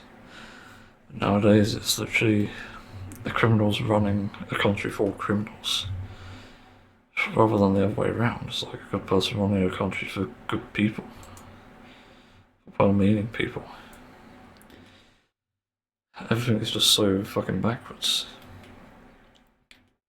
So it just doesn't make sense. Again, I don't know what the solution is, other than facing people with like the evidence and again shattering the mask, breaking them, is probably the only way I can think of to change people. But again, I don't know what that's going to take, but I can only really give hints here, and in this desperate times as we're in now, I think we need that more than ever. We need people to understand that the way you're going to get through to people isn't through protests and through simply words, it's through physical action and the more hard-hitting questions. And I think deep down everyone has a morality that we can actually share and agree on, which is to do with obviously how we all inherently feel pain and we don't want to feel it. I think that as a basis for morality is really strong, and it means that everyone can understand it as well as know why they shouldn't force it on others. It's the same argument I use for animal rights, it's the same argument I use for people of colour, LGBTQ+, women, disabled people. It's that same reason. It's because we feel pain. That is the strongest sense of morality you can probably have, in my opinion. So it's like the best thing to avoid pain wherever possible, but also to stop inflicting it on others. Because that's our mutual understanding. And I think whether or not you agree with someone, fact is, if they feel pain, there could be reason to it, I think. That's my sort of opinion on this. But I think some people just don't, which is frustrating. There was even that short I saw earlier, what was it again? It's like a really scary thing to say. Something about society, I could probably find it, but it's like quite hard hitting for what it is. It just flips your view on society completely upside down. And within good reason, obviously. It's just one of the craziest fucking things to even feel in that sense. Also, ironically, the guy was smoking a cigarette, which didn't help his point, but I got the point, regardless of that. It's like pointing out how society was like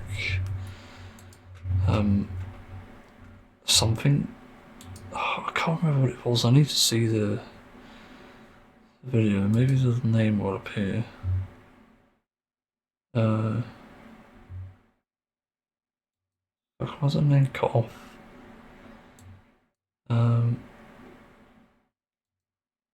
Nope, not seeing it.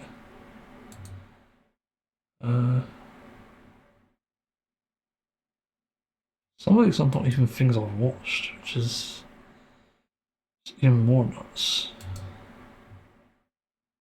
I'm kind of not seeing it.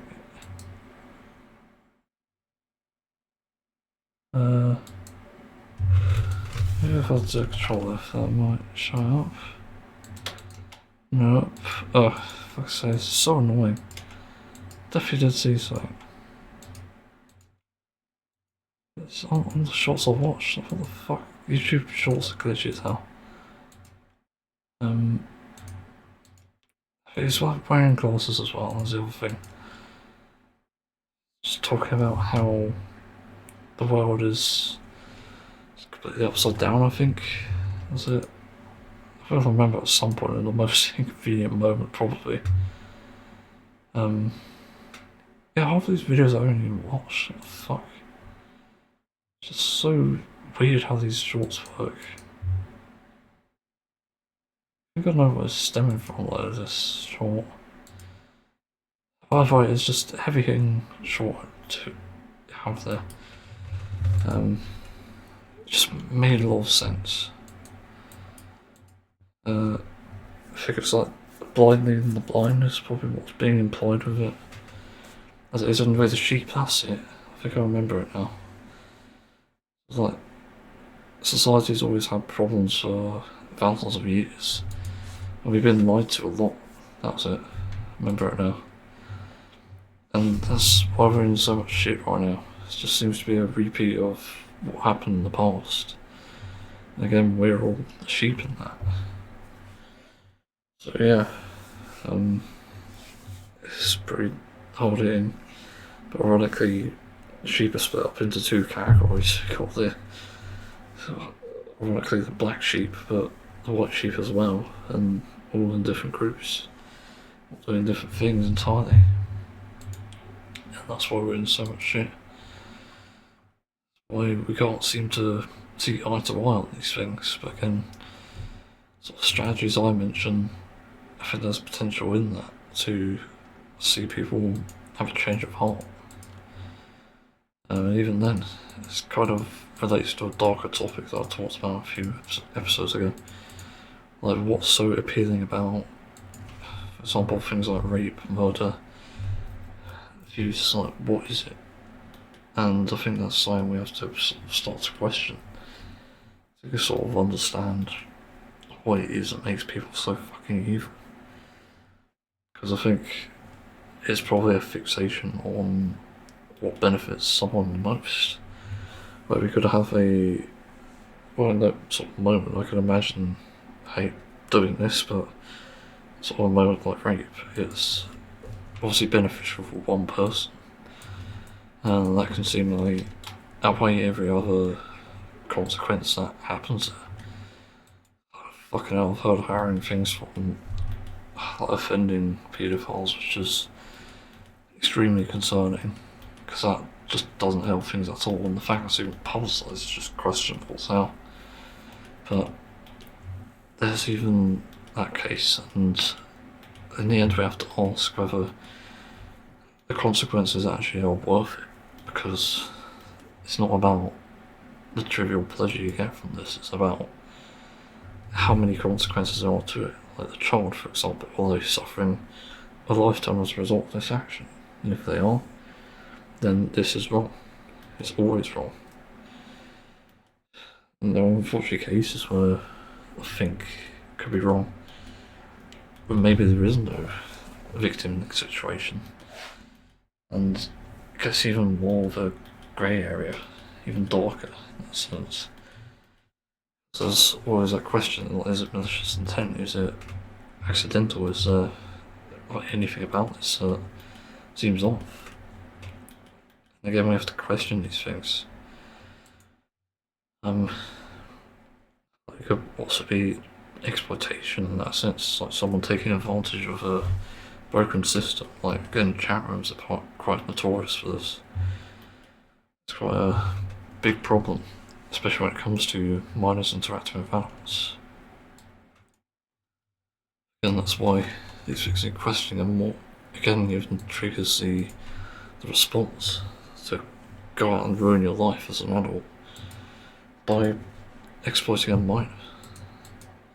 Again, it makes no sense, but it's just something that needs to be studied and understood, so it can be prevented. It's just the point I'm getting to. Just so many dark surroundings around it, and also stigma as well, because let's not forget, I think the way we view people as well can contribute to why it's so common. Because people feel like there's no way out. It's like saying someone who's attracted to, say, a fetish like feet is always going to be attracted to feet. And they have to be attracted to it now that it's public, so they just sort of force it. It's like a full sort of relationship thing. I don't know what you call it actually. It's like people view you as liking feet, so you can dislike it, but because it's been ruined by society and they want you to be that sort of person, it ends up influencing you and just making you unhappy in the end because you don't actually want to be like that. And you sort of feel shame around it as well.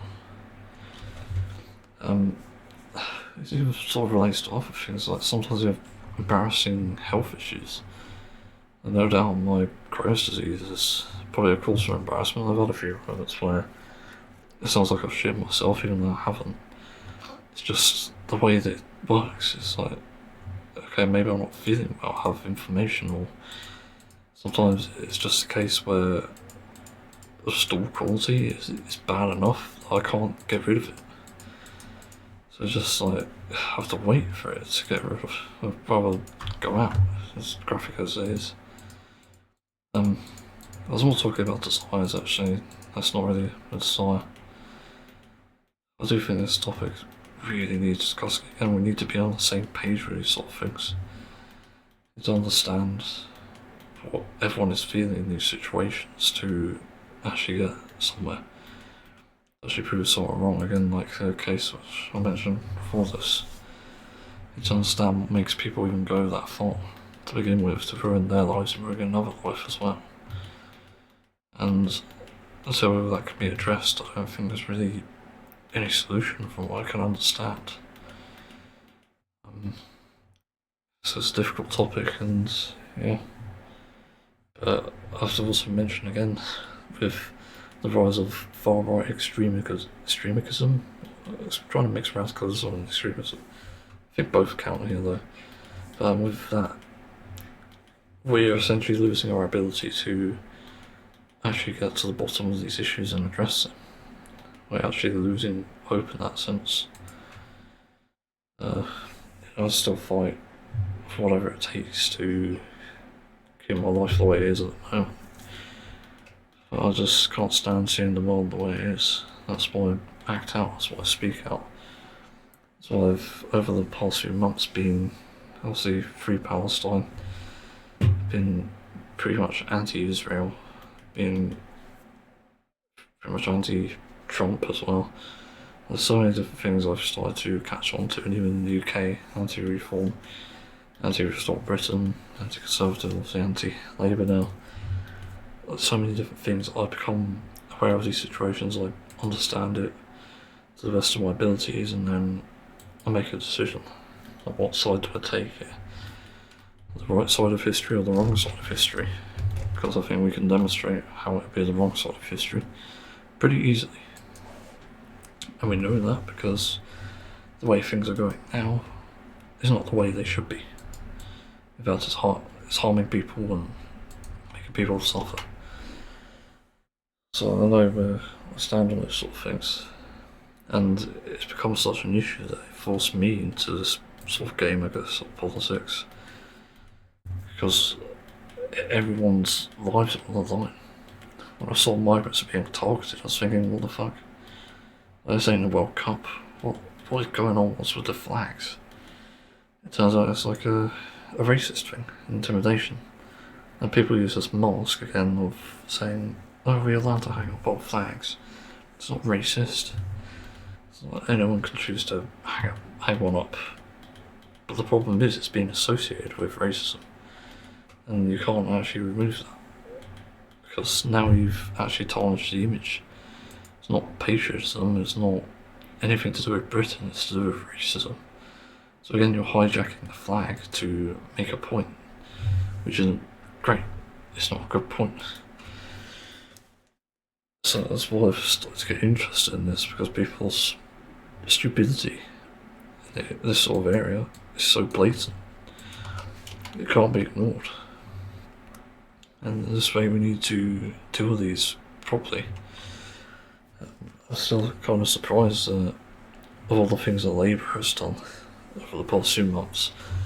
Why they have chosen to arrest, for example, peaceful protesters over people in the fascist marches and stuff is absolutely baffling to me.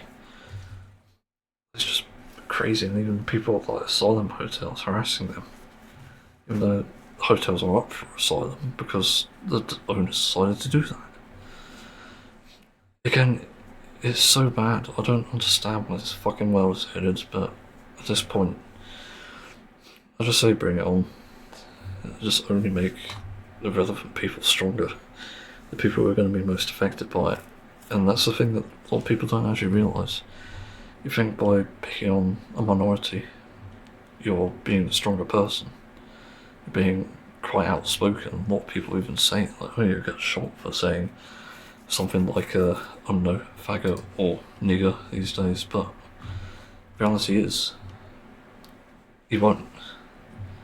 The fact is, I've said it, and nothing's happened. And in the end, this is free speech, it's not hate speech. I'm not even directing these at people. I'm literally using them as example, which is a difference between how other people use it, and if you're saying it to someone, it's obviously, by definition, like, not those people necessarily, but you know, they're correlated in a way. And yeah, you're practicing hate speech. And I think people have the right to charge you for that. For, again, practicing hate speech. Which is different than if you were to say that, oh, I just disagree with gay people because whatever reason, even though it's most likely not true, it's likely not demonstrated. It's different. There's so many differences there, but no, there is no such thing as being just booted off from places because of Snowflake SJWs or whatever it is. If anything, the Snowflakes are the people who interpret it as that. That's frankly the worst position to have. Ironically, it's usually the accusers who are literally by definition projecting. They are the ones who are the problem here. When they're anti-gay, they're actually gay. When they're anti-paedophile, they're actually paedophiles. There's so many different ways that this gets put on its head. It's again another reason why I've gotten involved. I thought this shit is all childish. And I'm still waiting for anyone to sort of prove me wrong. I'm not even a biased person, yet people fail to actually demonstrate a point. I've had people come on this channel saying, well, you don't know the difference between the illegal and illegal immigrants. Of course I fucking do. One's legal, one's illegal.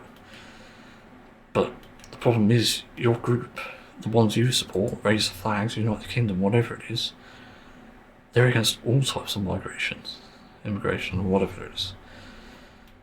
So, you're not actually on the side of legal migrants, you're actually against it, no matter what. And then even by association, which ironically you're pushing onto them, you are causing these issues. So it includes people like our NHS workers and people working delivery jobs and whoever it is. Migrants are everywhere, but they're not common. I can tell you that much. And that's a misinterpretation people also have. Again, the actions of a few don't decide the many. If one person of 100,000 people were to commit a murder, what does that make them? What does that make the 100,000 people, or the 90,999 people? What does that make them? Because that means that either one's murder or all of them are. And the way people see it today seems to be all of them are murders. So even that immigrant baby is by definition of the fascists also a murderer. And that's regardless of the interpretation of it. It's like, oh, they grow up to be that way. You don't even know that. It's just absolute fucking insanity. If you address the issues as they come, or we don't actually have any safety. So, again, the immigration stance just doesn't work. There's another reason why I just don't feel like anyone's on the same page anymore. It just feels fucking so backwards. I can't even say how disappointed I am and how unfortunate it is that billionaires and corporations happen to gain a rise when our understanding of social justice was, obviously on the rise and is good. But obviously corporations are absolutely ruining. They hijacked things at first and they've turned against them. It's just honestly proof that they were never on our side anyway. And that's been common knowledge since like 2016 or so, when all this was first discovered anyway, or rather popularised or discovered. So yeah, I don't really have anything else to add here, to be honest. Again, I just hope that there is a solution that maybe I'm missing. Once again, it feels like nobody's on the same page anymore. That's what's so disappointing and disheartening. We don't have like-mindedness anymore, it's just divide-mindedness or something. Well, unlike-mindedness is probably what I call it, actually. Obviously, like-mindedness is alike, and unlike is just unlike. But yeah, that does feel like the reality we're in now, which is concerning. But again, bring it on. So let's move on to the next topic.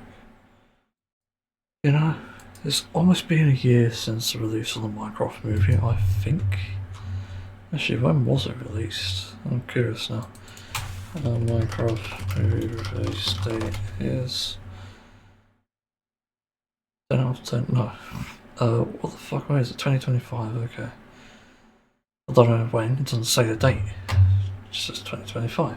4th of April. Okay. It's been over a year then, and I still haven't watched it. And guess what? I still don't intend on watching it.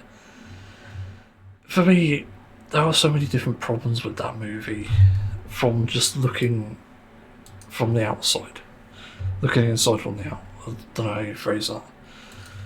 Me not word with good. Yeah. I just have many issues with it. It pissed me off, firstly, because of the hype, or supposedly the mockery, because it's obviously marketing this as a gimmick. So the gimmick was bad publicity, and making it so shit that people will go and watch it to laugh at it. And that was quite obvious from the trailer. And people ate that up, much like a fucking McDonald's burger. And what do you know? It took off. So that was already like red flag number one, as if there wasn't enough already. The cast I definitely think was a bit questionable, merely not an issue with Jack Black, but I think I don't really know many people from that cast anyway, just Jack Black, weirdly enough. So I don't know. To me, it just wasn't very sort of iconic. I'm not expecting celebrities, but I don't like that they included celebrities and famous people. I think that's still, to me, a bit of a sort of dark area, I guess. I don't know what to call it. It just doesn't feel right to me. It feels like there should have been something done better. But anyway, they kept releasing trailers and it's still a big mockery, I think. And then the movie came out and it became more of a cult classic just immediately, because of how sort of good bad it was. And that already was another red flag, once again. But that leads into the issues around it. So why was it such a cult classic? And it became one because people were absolutely fucking insane doing it. It's just, they flick their shit over the most random things in that movie. And the fact it's so referenced as well, it's just another reason I just don't really want anything to do with it. I don't know if it's like a training by autism that causes it. I know that I don't have PDA, but I have the one with D at the end instead of A. But it probably has something to do with that. I probably think it is. And it just annoys me. every time I hear it, every time I hear a reference, I'm like, shut the fuck up already. It's a mediocre movie with mediocre cast, and yeah, just doesn't really do it for me, in my opinion. It's just from the outset and opinions, and no matter what I think, I'd stick to my guns in that sense and just say no. I'm not willing to watch it, and this also is a demonstration of, I guess, my power. Don't really know what else to call it, or willpower, rather. Because I think the biggest thing with this is that everyone's seen it, everyone wants to be in the know. And then, because everyone's in the know, it's not special, it's not interesting, just doing a spoiler joke for some reason. But yeah, that's like one of the big reasons it's becomes such an issue. Because everyone else wants to, well, rather have seen the movie and can reference it. The amount of chicken jockeys I've heard and all the songs as well. Christ, the songs were cringe. I actually did look at them. That's probably the only bit of content I looked at. But that's probably because it was actually from another video. But I'm just thinking, what's the fucking point? It just doesn't make sense. So yeah, what was the other thing with that? I'm trying to think.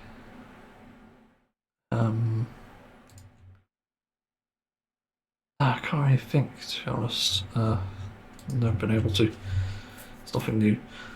But yeah, the movie was just red flags, and I just didn't like how people responded. That's the main thing with, obviously, the things they were doing in theatre, like being extremely loud and disruptive, and that just isn't good.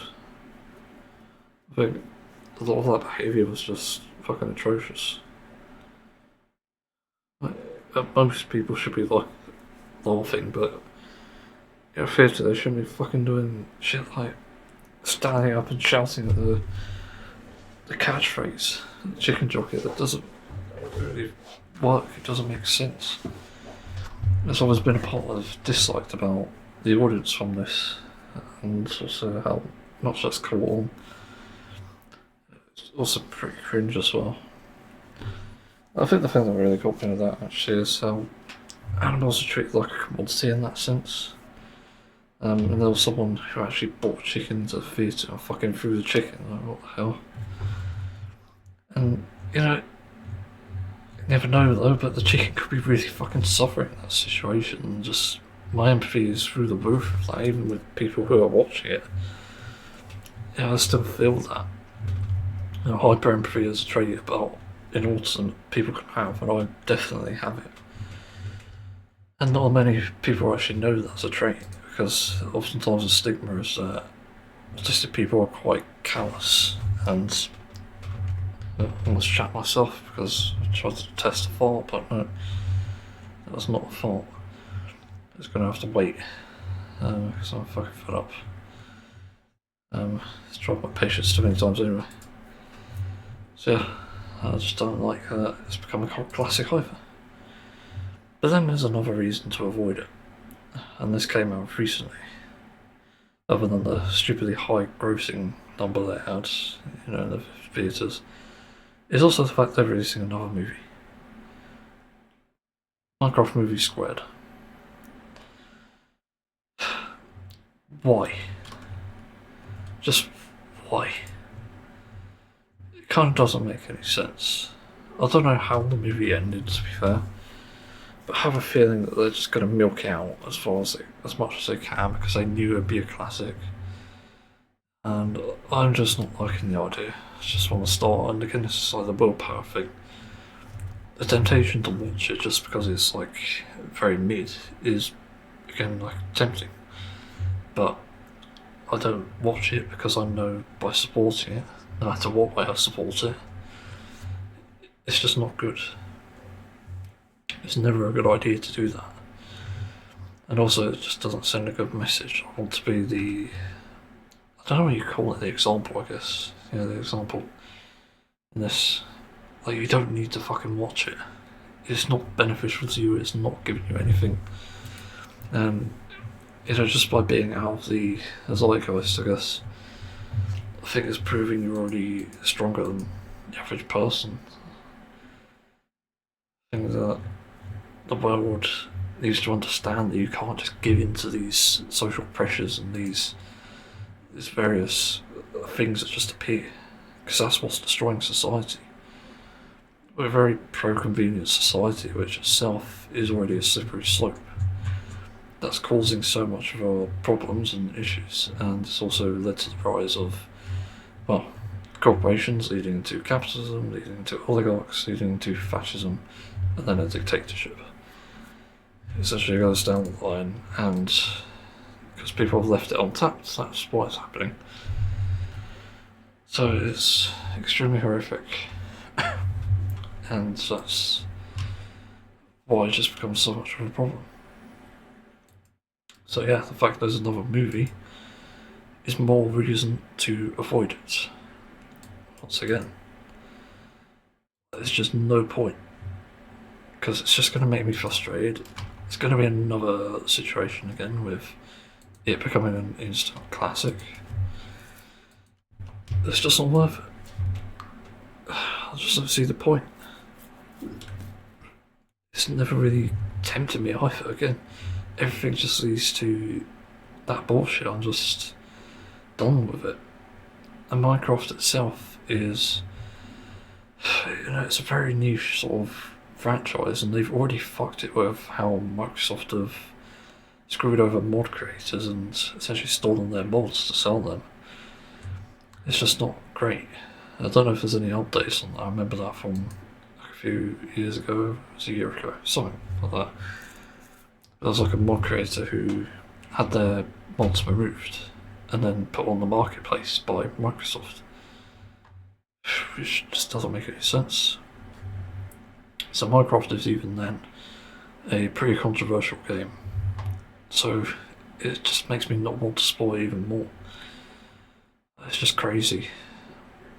Again, I don't really understand it. It's sort of the same reason why I'm even skeptical about other things out there. I'm trying to think what's a recent example. Oh, I can't remember, but yeah.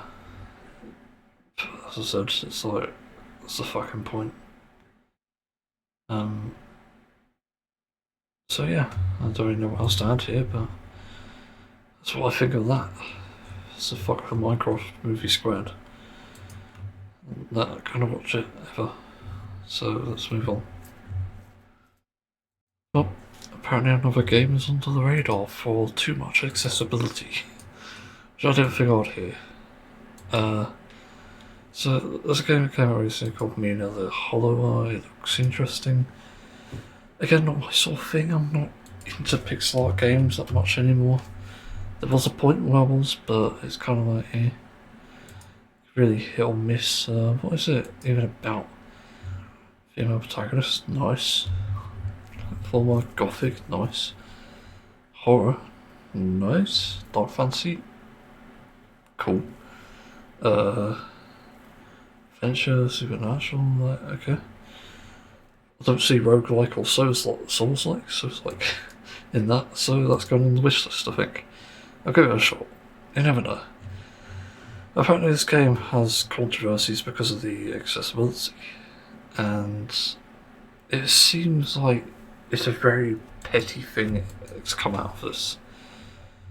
So I'm going to try and look at some of the crappy reviews, maybe discussions as well, because this is probably where it comes from.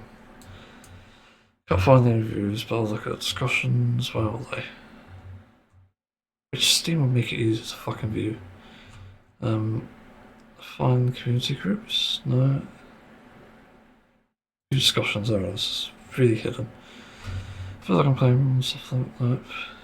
Not really much about accessibility. All the players woke furries. Of course, yes. Always woke furries. So yeah. I'm saying the Stigma was a difficult game. No, I can't see anything about that. I'm pretty sure I reviewed that one with Core 6, but I'll explain that. But every indie game has to be a Souls like these days, okay? Um, sure about that then. Is it a Souls-like? Wasn't defined as such. I guess I need to look at reviews again, but anyway, apparently it is a controversy either way. But I have to bring it up again. Accessibility is not an issue. I just think it's very stupid to see this because the issue isn't to do with accessibility at all. It's to do with people being really butthurt that there are difficulty settings. And apparently there is like a story mode setting, which no doubt will be for me. But it seems like it's a disappointment.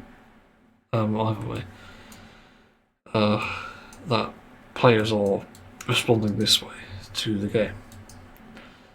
It just doesn't seem right to me, and apparently it's quite Castlevania-esque. I heard that being said about it also. There are references to Undertale in this. That looks like Alphys. I'm not sure. So I might even just rush this, but I'll see people play it. You know, this is stupid because accessibility is a good thing for games. It means previously inaccessible games can be accessible to people. I like to use the example of something like Sniper Elite, for example, where they appeal. And believe it or not, I've actually played a few of the Sniper Elite games. But I played it on easy difficulty because I just don't have the patience to figure out, oh, I need this much wind resistance and this much of that, and you can customize it, which is insane. But that's like an example of where it becomes accessible. So I've killed either in, I think, 2 of the games, I think. And it's decent. I don't really have any complaints about the game from a sort of story and explorative perspective. In fact, I've gone run and gun in it before and just come out of it fine, and that's fun. I prefer run and gun, and I don't have the patience for stealth games. In fact, there was a game that I played years ago called Shadow of Mordor. It's one of the Lord of the Rings ones, and I fucking hated it. Yeah, Middle-earth Shadow of Mordor. And it was awful. It had good elements, but the biggest problem for me was how it forced stealth sections on you, and they are buggy as fuck. It's like insane. You'll do it right, and then they'll just randomly catch you. I just didn't like them at all, and I don't have the patience for that sort of thing. So it just never worked out for me. And then I look at something like, what am I thinking of?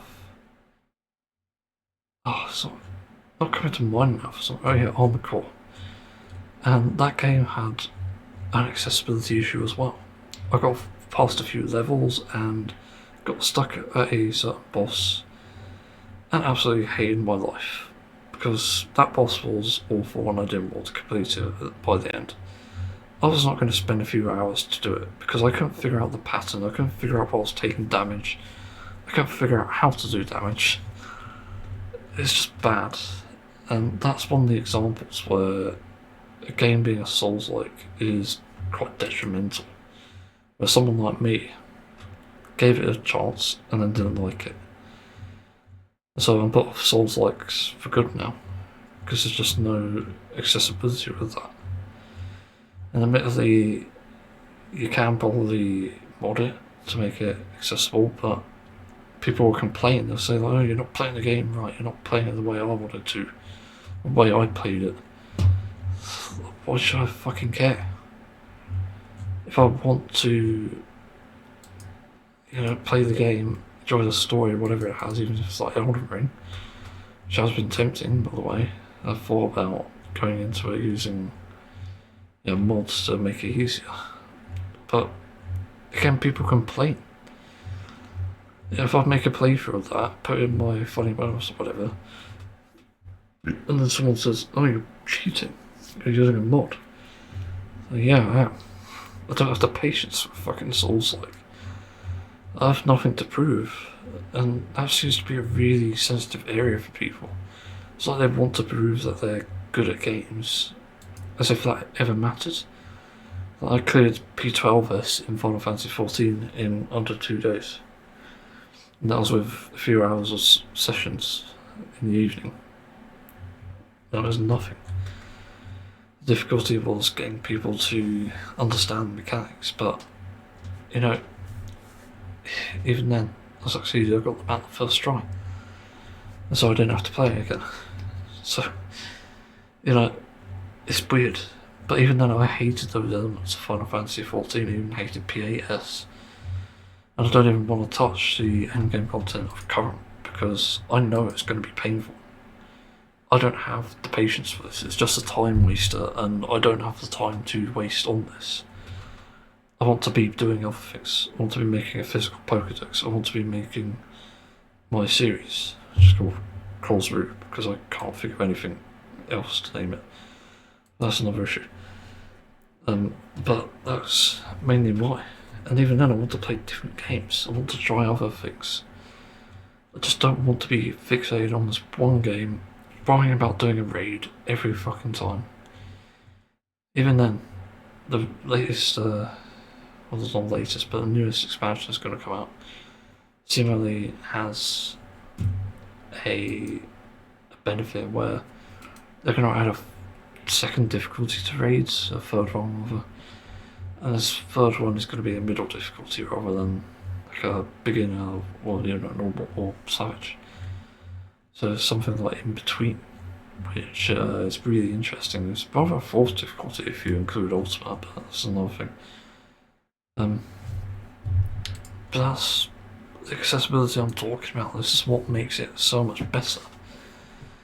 And that's honestly good. Like, what do I even say? It's just one of those things, I guess.